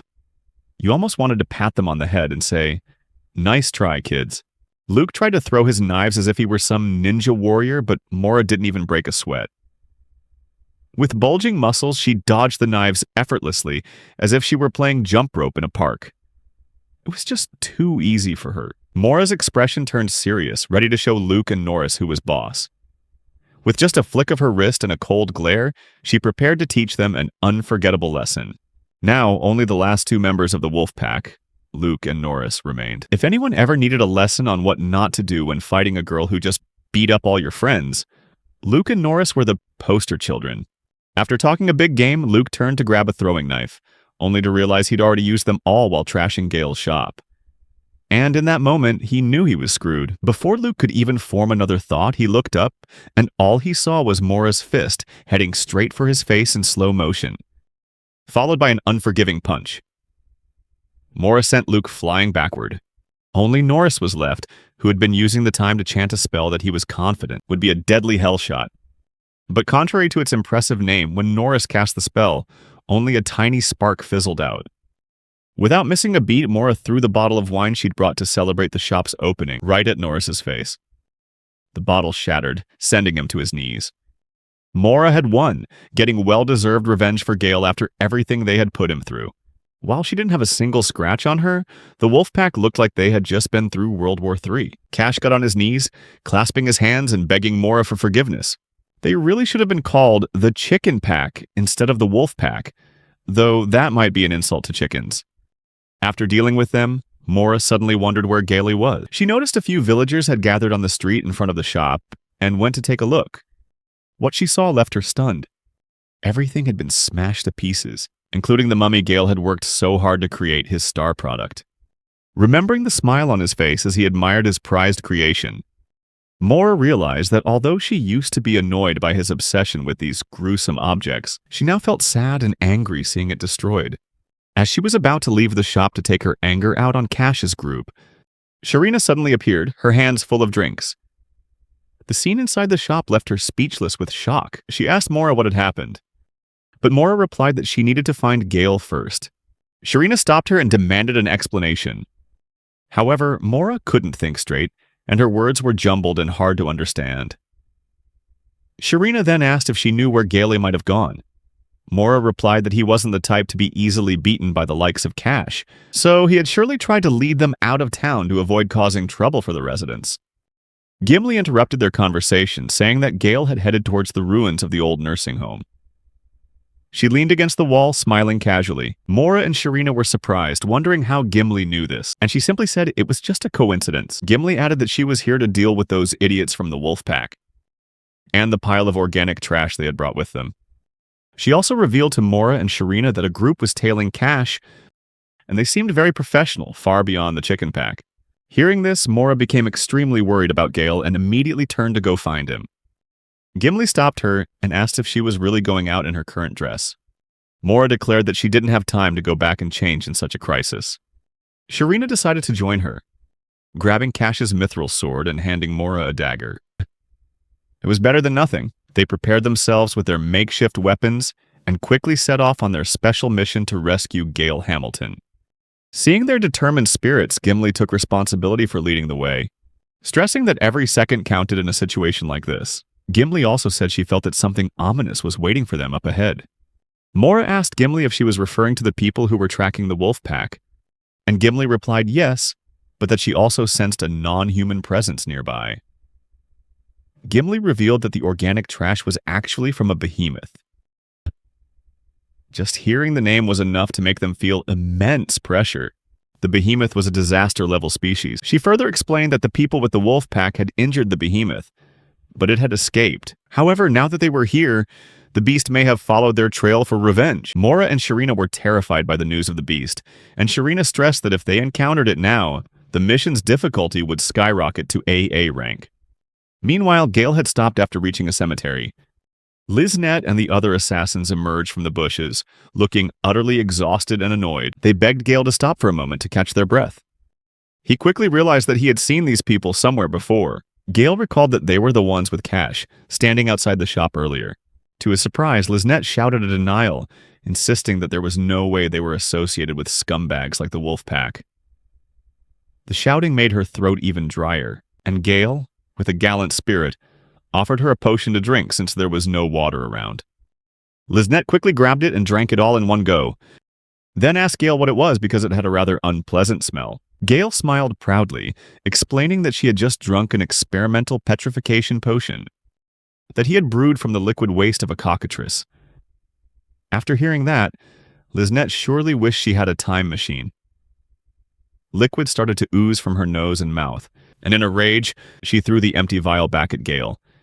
Anyone would wonder why a person, hearing someone was thirsty, would immediately offer them a cup of monster juice. The other assassins also reminded Liznette that she was partly to blame for not checking it before drinking, despite being a veteran assassin. Gailey reassured them that it wasn't a big deal because medicine is supposed to taste bitter after all. This only made Liznette hate him more. She immediately drew her knife and ordered everyone to seize Gale at once. The others also drew their weapons, while Gale was still trying to piece things together to understand the situation. He tried to explain everything, but Liznette bluntly said she didn't care if he lived or died. She just wanted to make sure he wouldn't leave here in one piece. Gale scratched his head in confusion, thinking the potion must have been terrible to make her this furious. Liznette lunged at Gale with her dagger, aiming to kill him outright, but he dodged her every move. When she ordered the assassins to attack all at once, somehow, Gale still managed to evade all of their attacks. He was amused by the confused looks on their faces and told them to look down at the ground, where fragments of bone and human skulls were scattered everywhere. He had used them to track the assassins. Every time they stepped on a fragment or a bone, he could easily pinpoint their location and dodge their attacks. Furious, Liznette demanded to know why he was so skilled at fighting in a graveyard and why he chose this place. It turned out Gale came here often to gather materials for his cursed items, but the reason was bigger than that. This was where he hid his trump card. A place where empty souls still wandered was perfect for a curse crafter to unleash his full potential. Gale raised his hands, smiled, and announced to the assassins that his friends were about to come welcome them. Liznette and her comrades secretly worried about an ambush, but a foul stench set off alarm bells. That something far more terrible than they could imagine was about to appear. Suddenly, the ground began to shake as if the land itself was trembling in fear. From beneath the gravestones, an army of the undead rose, their faces decomposed. Gale stood in the center of this deadly vortex, his arms crossed authoritatively. Perhaps he didn't even realize the true potential of what he had just summoned. Meanwhile, at the royal palace, Carla's eyes were glued to Gale's wanted poster. Lying in bed, she wondered if the wolf pack could bring him back. Vivian entered, leading High Priest Aurelie and Lord Elizola into her room, and asking them to assess Carla's condition. She asked how someone could be so infatuated with a man she had only met once. The priest reminded her that the meeting had saved her life. Elizola was surprised to learn that in the most dangerous moment of her life, Carla had fallen for Gale. The more they talked, the more frustrated Vivian became. The priest pointed out that Carla and Gale shared unique interests and values. Throughout their 10-minute conversation, Carla's eyes never left the comical sketch of Gale. Elizola smiled and commented that when you can't be with the one you love, your image of them becomes more idealized. All the love in the air was making Vivian miserable. In the graveyard, the battle with the undead had begun. The creatures' hollow eyes glowed eerily, and their tattered clothes hung from their rotting bodies. Liznette was shocked to realize that all this time they were chasing Gale, they were the ones being led into a trap. Some of the undead were mere skeletons, while others were grotesque zombies with decaying flesh hanging from their bones. They advanced on the assassins, who backed away, horrified by something they couldn't comprehend. Liznette swung her dagger at one of the undead and decapitated it, but their morale plummeted even further when ghosts appeared from another dimension. Now, they weren't just fighting zombies, but ghosts as well. Gale probably didn't realize he could conquer an entire kingdom with this kind of power. He explained that he knew he'd be at a disadvantage facing Cash's group alone. Gale had meticulously planned for this situation, and being associated with Cash's group annoyed Liznette more than fighting the undead. She reminded Gale that they were nothing like the wolf pack, and finally introduced her group as assassins who live in the shadows, unfazed by a battle against a horde of zombies. As she spoke, Liznette charged in like a storm, decapitating over 10 zombies in a matter of seconds. Gale remarked that her skills were impressive, but still not enough to stand against his legion. Meanwhile, the members of her group were struggling to cover their blind spots. Liznette quickly ordered them to form a defensive circle to draw Gale inside. The group started to feel hopeful, thinking they might be able to take Gale down, but she still had an ace up her sleeve. The only problem was that this ace had many restrictions, so she was waiting for the right moment to use the cursed ring containing the Demon King's heart. Once all the undead were wiped out, Liznette flashed a confident smile, while Gale looked at her, puzzled. However, that smile probably wouldn't last long, because her trump card was nothing compared to the strategies Gale had prepared. Meanwhile, Gimli, Sharina, and Mora were running as fast as they could.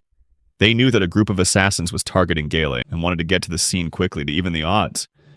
Little did they know that Gale was actually a one-man army. The trio was starting to realize Gale's importance now that he wasn't with them. Sharina screamed his name, declaring that they still had many promises to fulfill, including creating countless cursed tools and bringing an industrial revolution to the village of Farmad. Gimli also admitted that she'd be in big trouble if he were to disappear. The thought of never seeing him again brought Mora to the verge of tears. She promised that the next time she saw him, she would confess everything. Sharina reminded them that there was still the threat of the behemoth to be wary of. If they ran into both the assassins and the beast at the same time, things would get incredibly difficult. Gimli asserted that if they could reach Gale before facing the enemy, they would have a chance of survival. In truth, although the profession of a cursed toolmaker was often looked down upon, if Gale were to focus on a specific field, he could awaken a unique power, called reverse luck. With this ability, he could turn any misfortune on its head. Truly the plot armor of a protagonist. Their only hope of escaping this dangerous situation was for Gale to truly awaken that power. Thanks to their sheer willpower, Liznette and her group finally wiped out the entire legion of the undead. But now they didn't have the strength to take another step. She raised her hand and declared that seeing Gale so easily control the army of the dead had completely demoralized her. Gale smiled and gently suggested she give up. Liznette stepped forward, extending her hand as if to surrender. Just as Gale was about to return her handshake, Liznette pulled her hand back and ordered her comrades to quickly hand over the artifact. Gale's eyes widened in alarm. She burst into maniacal laughter and proudly declared this was her trump card, an artifact that enhances all physical abilities, but at the cost of the user's life force. While Liznette was busy boasting about the power of the cursed item, Gale suddenly cut her off, clarifying that he wasn't shocked by the artifact, but by the monster charging at her from behind. Liznette froze when she saw the behemoth, fear written all over her face. She had waited patiently for this moment to catch Gale off guard, but unfortunately for her, it was the behemoth that had the upper hand. Realizing she couldn't dodge the monster's attack in time, she closed her eyes, preparing to accept her death. However, Gale is the protagonist for a reason. He decided to push Liznette aside to save her instead of dodging the attack himself. That's +1 point for his harem if he survives. Gale took the full force of the blow, flying straight into a nearby house. Liznette was certain there was no way he could have survived that impact. She should have been happy, but this bothered her even more. Why would the person she was trying to kill save her? Looking at the behemoth, Liznette commanded the Demon King's heart to devour her, preparing for a fight to the death. Meanwhile, Gale, who had just been sent flying, fell through a hole in the roof and landed on a bed. If he had hit the ground, he surely would have suffered irreparable injuries. It seems he's truly mastered the ability of dumb luck. Gale started to wonder about the identity of the monster that had just attacked them. After racking his brain, he concluded it must be the undead beast Sharina was always complaining about, the one that ravaged the farms. It was a mystery how he could be this dense. He must have either been dropped on his head as a child, or his brain had merged with a black hole from outer space. There was no other logical explanation. Deciding that he had to return to the battlefield to help Liznette and her group, the very people who had tried to kill him just seconds before, Gale quickly realized that he had fallen too far and was also completely disoriented. Gale was uncertain if he would make it back in time to help Liznette. The behemoth was down to one eye, one horn, and was missing half its tail. Yet Liznette was still struggling against it. Even with the power of the Demon King, she was struggling against the monster's fearsome strength. The fight was so intense that her assassin companions could only watch from a distance. One of them suggested that she should switch weapons, but she insisted she could rip the monster's head off with her own hands. Unlike Gale, luck was not on her side. Liznette started coughing up blood and collapsed to the ground. Her assassin companions rushed to her side to help, and one of them noticed that the curse was starting to eat away at her heart. One by one, her power buff started to fade as the curse took hold. Two members of the group tried to approach the behemoth to create a diversion, while the other tried to dispel the curse on Liznette. Unfortunately, their strength was no match for the behemoth. A single one of its blows sent them flying with blood gushing from their mouths. After dealing with the nuisances, the behemoth turned back, its ferocious gaze fixed on Liznette as it charged toward her.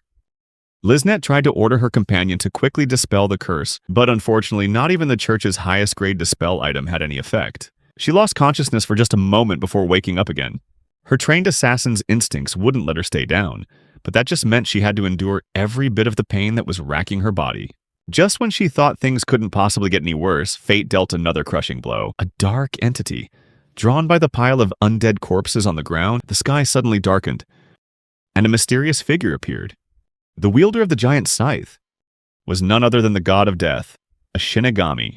The situation had escalated far beyond anyone's predictions, and the air grew thick with absolute terror. The Shinigami's voice alone brought a horrifying pressure down upon them all. Even the ferocious behemoth was frozen in terror. Even the fragments of the Demon King's heart inside Liznette stopped beating, and the Shinigami turned, its attention drawn to the dark aura emanating from her. Meanwhile, Liznette was calculating her chances of survival. She realized her soul could be reaped by the scythe. The curse could claim her heart, or she could be torn to shreds by the behemoth. No matter what she did, in the end, it was still death. The Grim Reaper summoned a mirror and ordered Liznette to reflect upon her life. She told him she was born into a poor family and had to serve the nobility. She had been jealous of the luxurious lives of the noble ladies and sick of the abuse, so she ran away and fell into the life of an assassin. She laughed bitterly, saying that perhaps this was her karma, for she had once been the one to take the lives of others, and now it was her turn to pay the price. The Grim Reaper asked her about the future she desired. As silly as it might sound, Liznette confessed that she hoped to one day give up her life as an assassin and hide away in the village of Farm Edge, hoping someone would accept her, no questions asked. When she finished speaking, the Grim Reaper let out a cold laugh, revealing that he was just toying with her, that it would never happen. Then he swung his scythe at her as Liznette stared on in utter disbelief. In this dark scene, all hope rests on our protagonist, the only one who can slay the behemoth, defeat the Grim Reaper, and lift the curse from Liznette. The only problem is, nobody knows where he is.